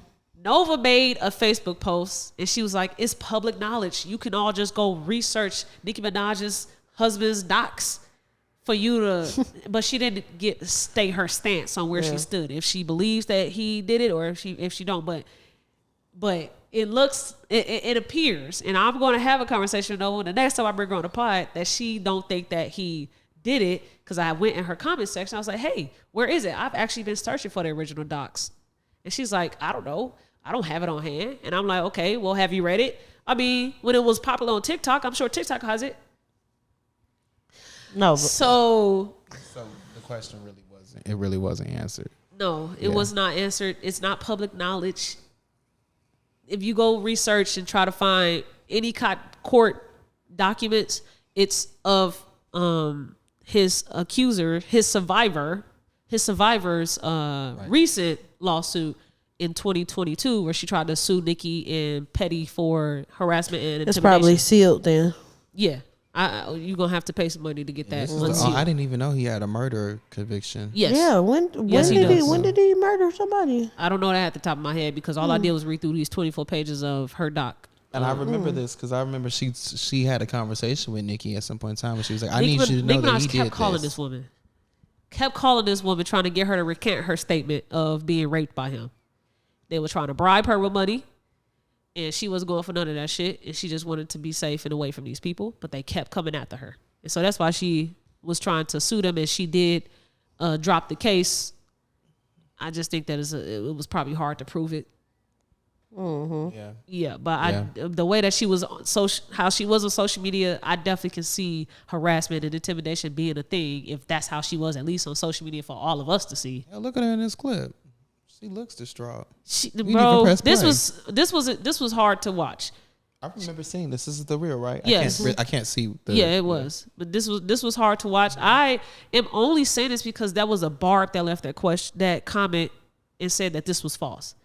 And I know that Barb didn't do actual research like I did to find out that this was not fucking false. There's pictures. There's a testimony from him. Because he raped date. this girl. They used to date or something. No, right? that is also what was trying to be painted, that he used to date. She said that she had no relationship to this guy. They both went to the same school. He was known in a neighborhood as the type of kids that didn't go to school. They just always hanging out on the block. Mm-hmm. She was walking to go to school, to get on the bus to go to school, and he was walking and he was like, where you going? And she like, to school. And he was like, oh, okay, me too. And she was like, yeah, okay, whatever. Because she knows that nigga don't go to school. And so he was just from the block.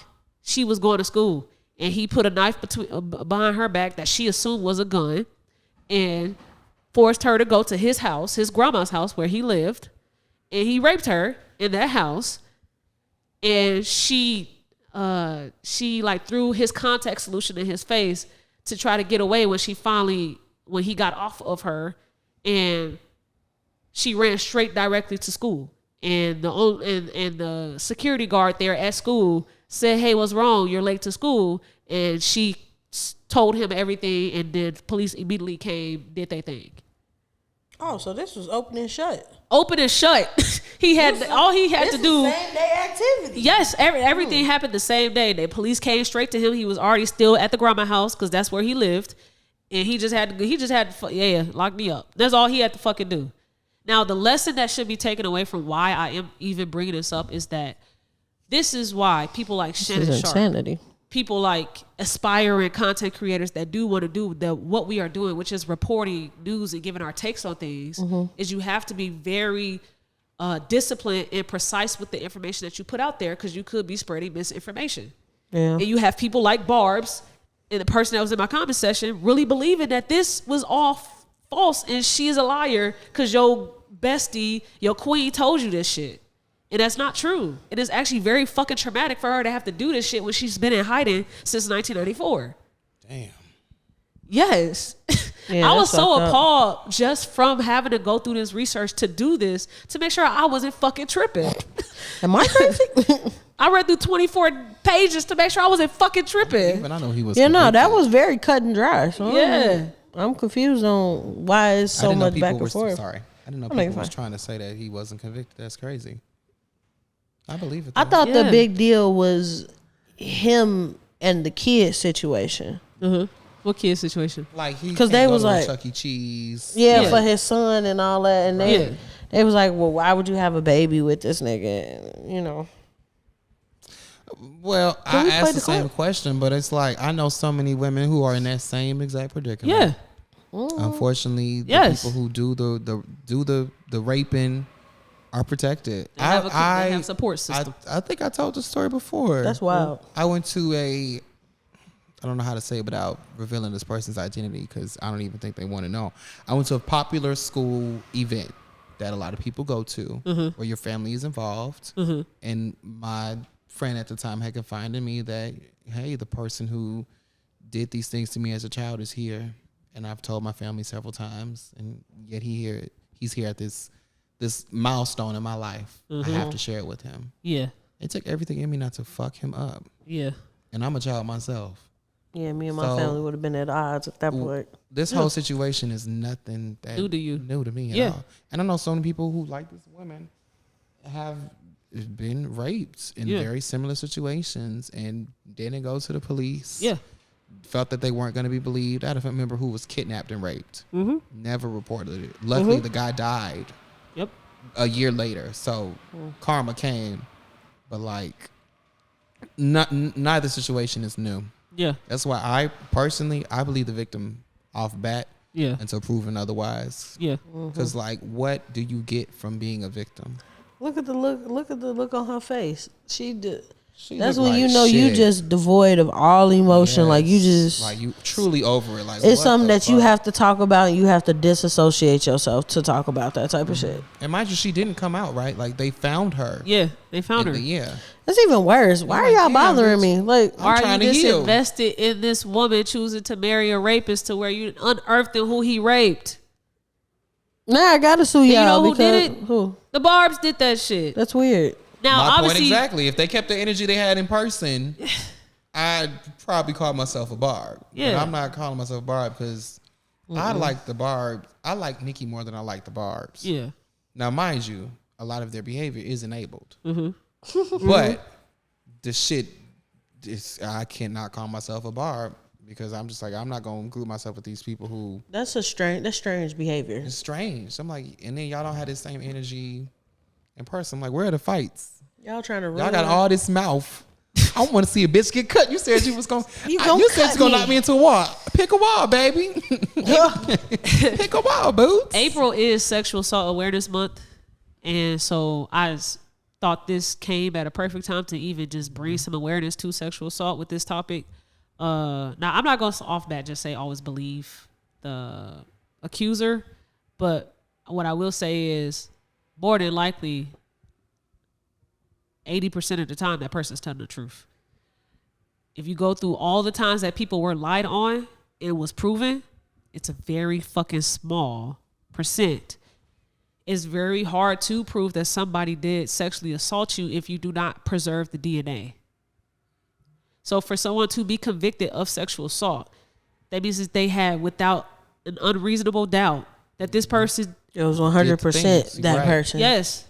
You have to have DNA to really win a fucking rape case. Yeah. I take sexual assault very fucking serious, and I don't play around with shit like this. So like, this would have been the quick. If I love Nicki Minaj with all my heart, this would have been the quickest way to not fucking like her no more. I don't even know how you look past something like that.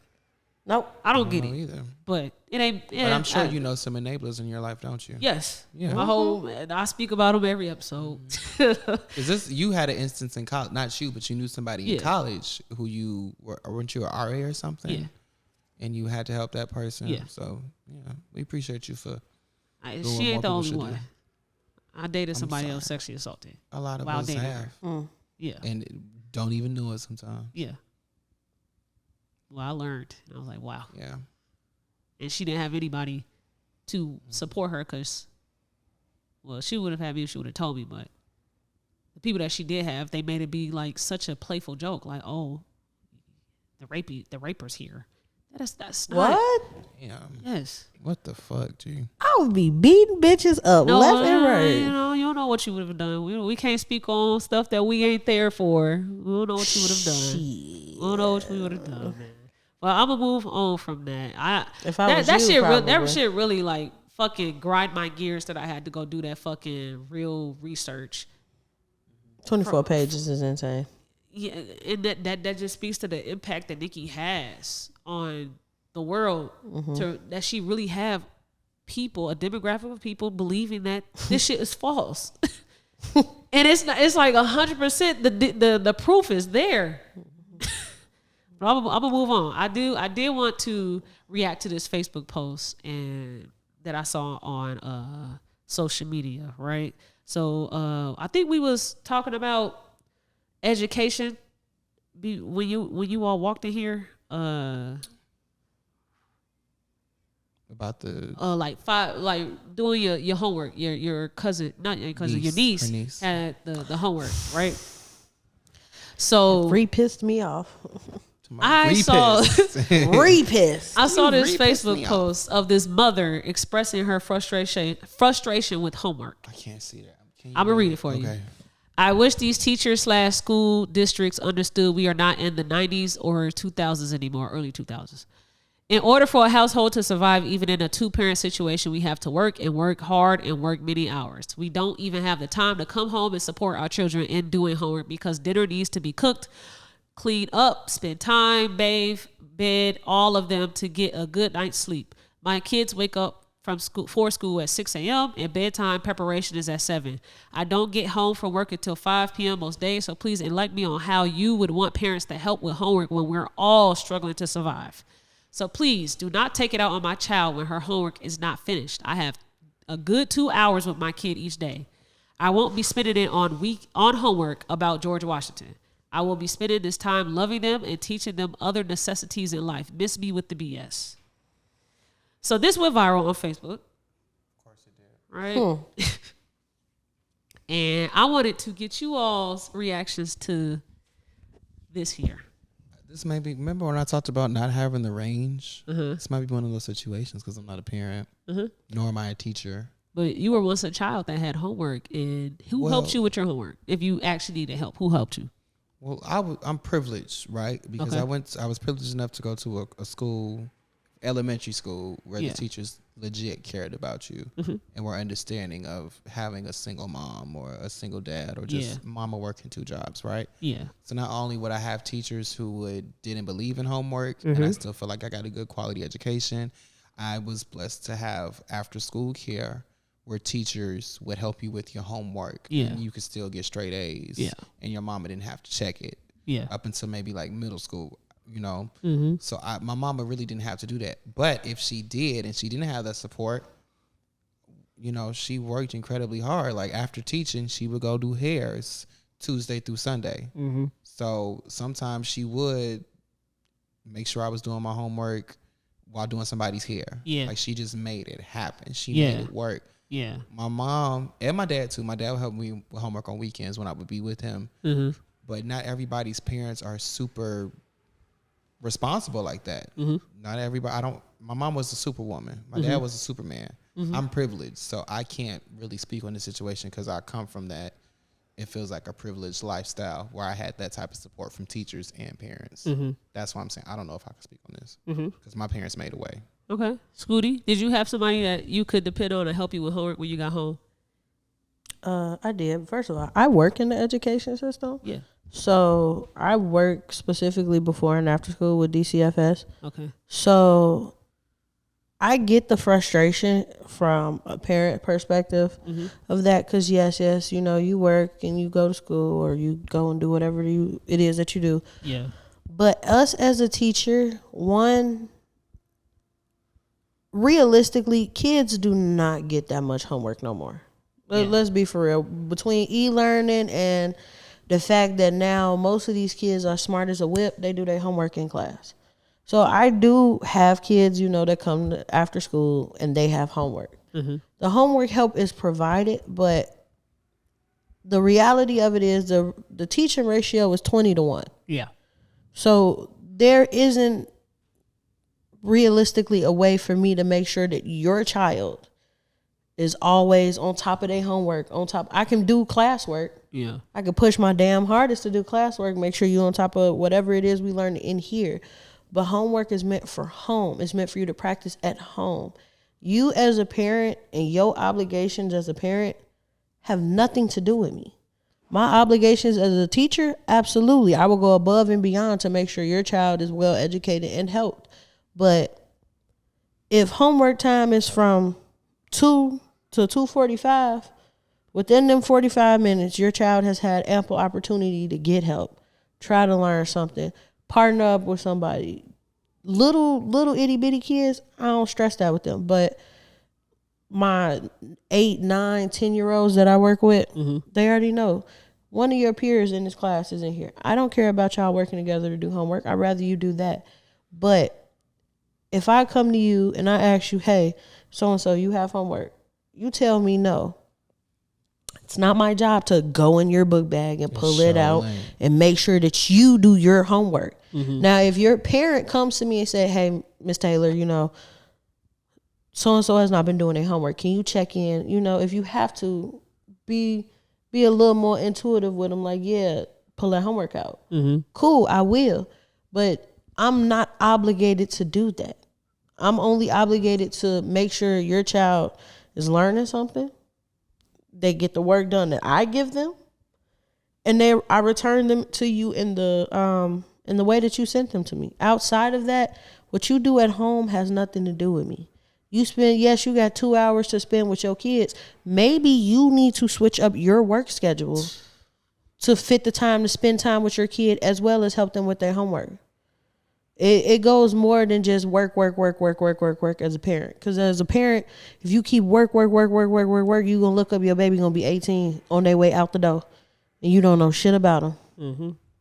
And that's going to be way worse than you getting off work 2 hours early so you can make it home, cook dinner, help the babies with their homework, get them ready for bed. My mama was a single parent that worked 2 jobs at one point, 2 jobs. She still had time to come home and help me with my house. She stayed on my ass about homework. Even when I was in high school. Let me see her homework. When she came home, that homework better be on that table. And if it's not done or it don't look right, she's going to wake you up. You're going to take your ass in that kitchen and we're going to do this until you get it right. Then we're both going to go to bed. So these new age parents, you have to step. I don't even want to say just new age. There you go. Some of these parents have been parents for kids yes. for years. And the parents that have this mindset of your kids are my kids. Your kids are my kids in a bunch of different ways, but I cannot do your job too. I can't do your job too, because that means I have 20 other personalities that I have to build and maintain and create some sort of structure from. And oftentimes go home to my child who I have to put on this facade of I'm okay after I've had 20 to 30, maybe even 50, depending on what subject you teach.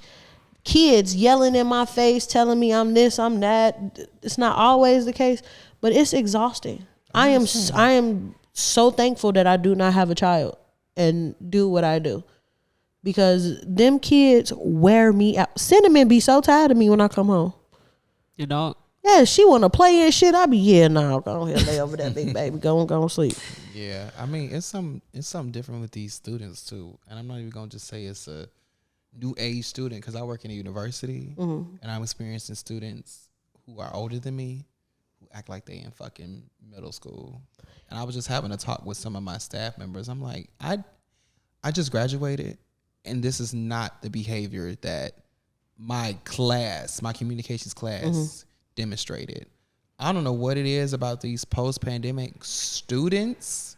Not even just gonna say kids, because like I said, some of these motherfuckers is older than me. But there's like a sense of privilege where, like, just because I'm here, I deserve they got lazy. I deserve to get an A. No, you come here and you got to do the work too. But you got to remember, for a whole year, all they had to do was boop, click on that computer. Yeah. Oh, my camera's not working. I know, because I did it for a period of time. When I had a class, I went to class and I went right to sleep in class. I hate to say it like that, it's terrible admission, but I was asleep in that class. And I think because parents got so comfortable with that, that in turn made the kids comfortable. So now that you're not getting the same pushback that you was getting pre-pandemic, you want to say it's the teachers. No, it's a joint effort. It's a joint effort. I'm not going to lie. As teachers, we get tired of having to pick up the slack for some parents when it comes to their kids. Okay. Let's try to get back to this post. Because you gonna take it all day with these kids. Because I love these kids, but I can't stand them fucking kids. So I hate It raised my blood I have pressure. such a gripe when we like timestamp things on social media. Because we make it's such a recency bias. So we make it seem like this is all new shit when we speak on stuff. Yeah. It ain't. And she said, I wish these teachers and school districts would understand we are not in the 90s or the 2000s anymore.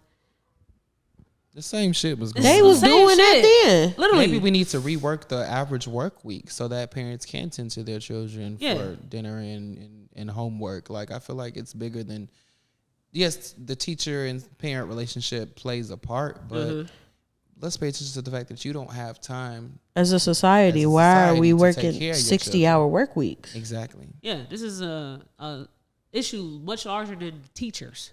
Yeah. I agree. This has everything to do with the government that we are citizens. Yeah. Everything is high as hell with low ass pay. Yeah, and you want to put all the fucking pressure on the teachers when you're now saying, hey, I have so much I got to figure out. Can you make sure that my one child that you have to watch, disregarding all the other kids you got to fucking teach, Disregard every make sure other that kid. motherfucker ain't got no homework so I can spend some time with them when they get home. And fuck yourself, too, Yeah. in the process. And Fuck your kid. That you got know at what? home. That go die in a Literally. ditch. Like, That teacher got a job the same way you got a job. So when they clock out, we don't even know if her teachers got kids. When they clock out, they got to do the same shit you got to go do when you go home. And that pressure leads teachers to just say, that's know why what? it's a Fuck revolving door of education. Exactly. Yeah. Is Miss Jones And still that, there? yes. Tell her I said I love her. So, my name is Tamaya. It's them damn parents Ray on this podcast. Fuck them parents. I ain't saying fuck them parents. I just say it's them damn parents. It's Yes. a lot of stuff can be stemmed to the household. My thing is, she said 2 hours. If you have a small kid, it's usually like a worksheet. That's like 15, 20 minutes. I went through some of the comments. This woman said that she has her daughters on her business meetings so that her daughter can at least learn about handling business. You And use that time to do homework. well, she's saying that she doesn't want to have to spend time doing homework because I have limited time with my kids. And even the shit that y'all teach them in school ain't even shit that they actually gonna use in real life.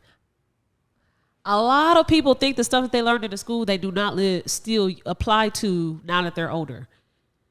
I'll just use driving a car as an example. When you're driving a car and let's say that you have a curve that you now have to turn, right? The acceleration of your car and the rate that you are going at, the velocity that your car is doing, that is math for you to make sure that I don't fucking swing so far over 7. when I turn. Or I hit it directly to be a perfect, I keep my car in the middle, or I'm going to swerve over to the next car. That is algebra. That is math. Whatever the answer is 7. That is slope. that is what you learned in Intersecting school. lines. And you just didn't see that is being applied in real life. Or just the time management, too. Like, They just. I definitely equate my good time management to the algebra courses, the math courses I took. So, like, take things step by step, or this went wrong today because you didn't have enough time to do this, or you didn't make enough time to do this. It reminds me of the fractions and shit I did back in school that I struggled through. We literally still use fractions today. Like you have to use fractions. Like if a deal is 50% off and you know that shit costs $10, you know that you finna get it for $5. You ain't learned that just because you was just breathing. You learned that in school. What do it for me is they be like, well, why ain't the homework finished? Ma'am, if we have a schedule on here and we've been doing this for 9 months out of the 12 months of the year, your son and or daughter, they, them, or whoever, know this is how shit go every single day. Why do you feel compelled to yell at me when your child is conscious enough to know that this is what they supposed to do? But they were once kids. They know what homework is for. It's because Exactly. you didn't either finish the classwork. Sorry, you didn't finish the classwork during school time. Or you got a test coming up.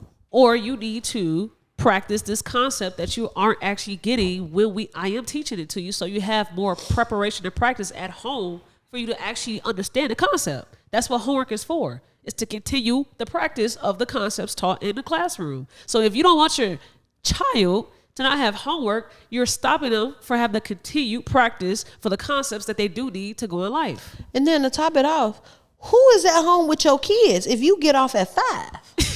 Why are they not helping them? You looking too deep into it. I thought it was a 2-parent. It is. You looking too deep into it. I'm just saying. I'm rereading that. Where my mama was helping me to the break of to ass midnight crack a dump. Maybe I'm pulling projects. out the day before. Yes. Oh, ma, I forgot I got a science project. She would get into my ass, but she would. And where also, we at Walgreens at 1:35 in the morning. I'll never forget. One of my core memories is my mom helped me with my first project in kindergarten at Arcadia. And it was for like these googly bears we had to like dress up. And I had the assignment to make a farmer's bear. And she put googly eyes on my bear. And I cried in the morning because like, I didn't tell you to do that. It's not what I said. And I broke my mama's heart because she really appreciated the way that bear looked. That was her project in her eyes. I was so mad. I took them eyes off. She said, it's going to look terrible. But like, that goes to show like, it's a lot of the responsibility, for some reason, it shifts into the teachers when it should always, the parents should have the bulk of the responsibility. Yes. I don't give a fuck how long the kid is in school. Yes, your son may be with me every day, more hours of the day than when I'm with him. You the mama. But you the mama. You the mama. You the daddy. You the daddy. Use the pappy. What I have been realizing on this pod is we lead so much on the mother. Like all of our topics, we always talk about the mom. And it's just because we all grew up with our fucking moms. We don't even think about our damn daddies even though he was around. Yeah, my dad is definitely present. He could have been around, but that mama was teaching, nurturing, and doing this shit. The daddy was just physically. My dad was just. I saw my daddy on weekends, so naturally I go to my mom. But my dad was very present in my life. He just not Monday through Friday, Saturday through Sunday. That's my boy. Yeah, he was there. He made it known. If I needed my ass whooped, he'd be there to come whoop it. Which is not good because you're not a drill sergeant. You're a father. My dad was a drill sergeant. He never whooped me, but he threatened to. Yeah, but it's like, is that your only task as the other parent? No, I'm not saying that. I'm saying like my dad and mom knew there were lessons that only he could teach because he was my dad, and there were only lessons that she could teach because she was a mom. Because people love to say, "Oh, a man needs his father in his life," because there's lessons that a dad can teach that a mom can't. Vice versa. There are certain things my mother has taught me that I don't think my father could have taught me. Like, just men don't have a lot of the emotional capacity as women do when it comes to their kids. I think that's why a lot of children tend to gravitate more towards their mom, because as kids, a lot of the stuff that happened to you comes from an emotional standpoint. So if you fall down, you scrape your knee, the first thing you going, mommy, mom, and your daddy could be sitting right there. So I think that's just natural, because as a woman and your child, y'all already have, if you're a good parent, you all already have this type of unspoken bond. I think that we don't know the answer to that because we've only started life at a certain point and we weren't there for the beginning of man and woman. So like, men have been conditioned to not have empathy. Yeah. Women have not been conditioned to be that certain way. Yeah. So let's say that condition isn't there, because you said naturally women have empathy. I don't think that that's a natural thing. I think that both sex have empathy. I don't think that they don't have empathy. I think that it's more visible with women. So that adds to my point. Women lead with the empathy. Yeah. Women do not. I mean, men do not. They think that they're leading with logic. Well, logic, you have to have empathy for it to be logical too. Yeah. So if I go bomb Palestine, that's you lacking empathy, because you're finna go bomb other people just because of your fucking viewpoint. That's lacking empathy, but you think it's logical when that's actually not logical to do so. You're lacking the empathy to have a full logical reason for why you're finna go do some shit. Yeah. So like being chastising the son or teaching your son some things that y'all feel like that the father needs to be there to teach might also be bad, because we just haven't seen it yet. So we don't even know if it's true that we do need fathers to teach these certain things. We just know that the mom has been there to do it. But if we take away all the conditions that has been placed on both sexes, we can really see what is natural, what's not natural. Because for right now, all we know is what has been embedded in us from generations of doing a thing a certain way and not changing that thing to see it be shown a certain way, a different way. You get me? Yeah. I get you. What I say is, in either one of my parental households, there was never like gender difference. Not for real. That's one thing I can appreciate. Anything my brother did, I guarantee you, me and my sisters were doing it with him. My dad was never like, oh, I'm finna just take him because, you know, it's a guy thing. He had his 3 daughters and his son in the car, and then it'll either be me and my brother or it'll just be me, and he'll still go do the same thing. Same with my mama, especially when it came down to like household things. She'll punch my brother if he say, can somebody make him something to eat? You too old for that. You gotta learn how to make yourself something to eat. Yeah. Don't nobody want no man that don't know how to cook. You eating Okay. Or clean. Tostino rolls every day. You don't know how to clean behind the toilet. But I've realized a lot of men have moms who enable them to do that. Yeah. My mom was not, she did not coddle me at all. Oh, ain't play that. People would almost critique her for not being a typical mama's boy. She would let me know, like, you are a child. You are not the man of this house. Yeah. I am your mother. Yeah. I will hold you accountable. You go out and cheat on somebody, I'm going to tell them. Yeah. I don't play that shit. And Yeah. I'm so appreciative because it made me, I feel like I was naturally the man I am today. But like, it definitely reinforced, like, just to be overall a good independent person. Yeah. Like I think that's what's missing between the sexes. Like, and she even taught me how to, like, what mama teaching her son how to fight. She said, somebody hit you, whoop them in their mouth. Like, I remember my mom teaching me the fundamentals of boxing. My dad did too. He did it too, you know, to more of a higher degree. But like, there were certain things that she would be tired of teaching, and she was like, I need his father to step in and take it from here. But you need to hear it from a man together. for you to understand We it. had sex talks together. Now, mind you, the talks me and my dad have were a little bit deeper because he had the same body parts as me. But like, she did not stray away from any topic. She almost sometimes felt like, damn, I felt like I had 2 daddies. yeah. Nah, my daddy wasn't for none of that. He was like, My father never whooped me. She did, but he didn't have to whoop me, unfortunately. Unfortunately, she did. Yeah. Because took his word. I was like, yeah, you might fuck me up. I'm gonna leave you. I'm gonna get it together. But like, I'm definitely grateful. My parents didn't stick to the gender norms. I think if you don't do that, then you will have a less sexist. You have a well-rounded individual. Yeah, you'll have it's more well-rounded instead of thinking that, oh, I need to have my girl need to fucking cook, clean, and I just act like I dated somebody that was like that, and that was just the worst experience of my life. Because you're gonna be single. You're not gonna just leave your mama house into a relationship. You're not finna make nothing to eat. Did I just get off work? You been waiting for me to come home and eat? I be on games with niggas like that wait. They starve the whole time we on the game. And they girl get in, oh, I'm finna eat now. I'm not your mother. So I'm gonna let it be very fucking known. I am not the one that thinks that you need like a man and a woman in a household. That you ain't getting that perspective from me. I think you just need 2 rational decision making beings in a household. Yeah, because I didn't grow up with my dad in the house. I grew up with my mom and my grandma. Yeah, I don't think it depends on the sex. Now, you have everybody that believes that you need a man in the household to teach men stuff. I think that it could come for either side if you look at it objectively instead of looking at it a way that is very much narrow-minded. You're like, your mom can teach you how to fight.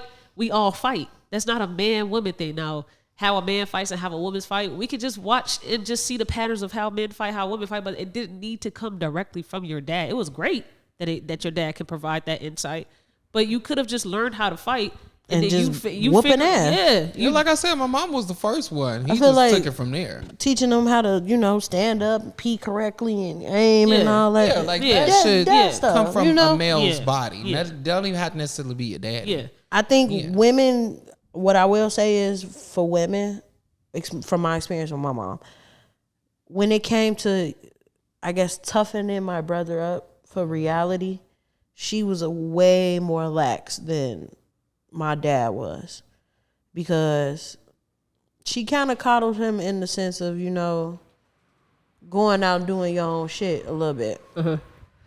Whereas my dad gave him to him, you a black man in America, it ain't gonna work like that. Pick something else.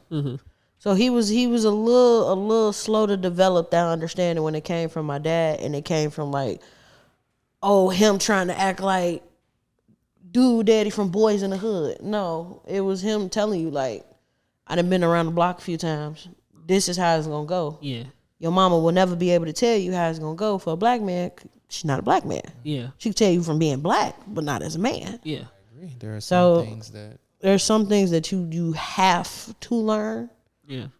But are we being honest with our children when we give them those insights on things? Like, you should. We have there's a lot more conversations this podcast has had to get to like to get to our standard that we were talking about earlier with dating. To get to that standard, it's a lot more conversations we got to have because I think that we're all not being honest with ourselves on the roles that either sex has in heterosexual relationships for it to be long lasting and substantial. I'm gonna give a blanket statement real quick. I think that a lot of heterosexual relationships stems with whatever the fuck the dude chooses to do. Well, you know, they love that saying, the man is the head, the woman is the neck. So okay, that I mean, yeah, okay. that's it's pretty. true. Yeah. No, that's pretty straightforward. Yeah. Because if you a dominant woman and you got a more submissive man, that's taboo for folks. To some. And then I know a lot of motherfucking men who just like, hey, this is my wife. I know a lot of men who let their wife lead. Yeah, there's a difference between being like she the one and letting your woman navigate the boat sometimes. I know both. Yeah, I mean, me personally, I don't can't do with the super submissive, but you know, yeah, let me steer this. Let me drive this motherfucker once or twice. Let me try the boat. It's the fact that y'all really think that somebody should be submissive and somebody should be dominant. And what is wrong with that, though? Nothing's wrong with it, but to say that is the way is crazy. Who said that I'm was not the saying way? that's the way. I'm not saying y'all. I said that's the way for me. That has been the rhetoric in traditional that's relationships. always been the man that. needs to be the leader, the woman that is stupid. But I don't we've see it as that either. If we've been doing it for so long and so many of us has not been married, something gotta change. It ain't What's working. 2 is 4. what the fuck is this? What the real They letting answer the wrong is man lead. that all relationships don't look the same. That's the answer. No. So Just true. tell me that, hey, son, this how it's gonna work. You gotta lead her, right? She needs to make less to you. She needs to be less educated because this is all the shit they were saying in that NightCap. Because that's what I got from that. Yeah, she needs to be this, right? And y'all gonna be cool. She got cook, clean, suck your dick, make sure you feel good, right? Look And at you take need to two. make sure you pay the Right. fucking bills. Make sure you that bitch put your name on her back. Yeah, yeah. Jesus. Lovers for Make sure life. you put them kids on her because you will need somebody to hold on to your legacy, even if you ain't doing shit for yourself. Right. Somebody got to carry on But your don't legacy, sign son. that birth certificate until you sure. You can't. This is draining. That can't be the way if that way has been done for generations, and a lot of us ain't married. A lot of us come from single parent households. Obviously, that ain't working. We got to do something a little different. You feel me? So hopefully, through more episodes, different perspectives, we can get to like some type of clarity on what those differences look like. Because I think we got to bring the polyamorous people on. We got to bring the spiritual queens and the hoteps. We got to bring all these different facets of how The people hoes. are. So And we can the just hoes, learn the from them. hoochies. Yeah, the hoes. Yeah, I want to have a hoe. You've been told all your life don't listen to the wise old man that play chess, but that might be your husband, and you just focus on somebody else. You know, hopefully we can. I bridge know the who gap. my husband is. Okay. Okay. Well, I would like to end the episode on a nice note. I'm about 85% sure. Y'all got some gems. Always have your motherfuck you money. Motherfuck you money. Yes. Yeah. Okay. Always have that. So Okay. don't depend on nobody. Okay.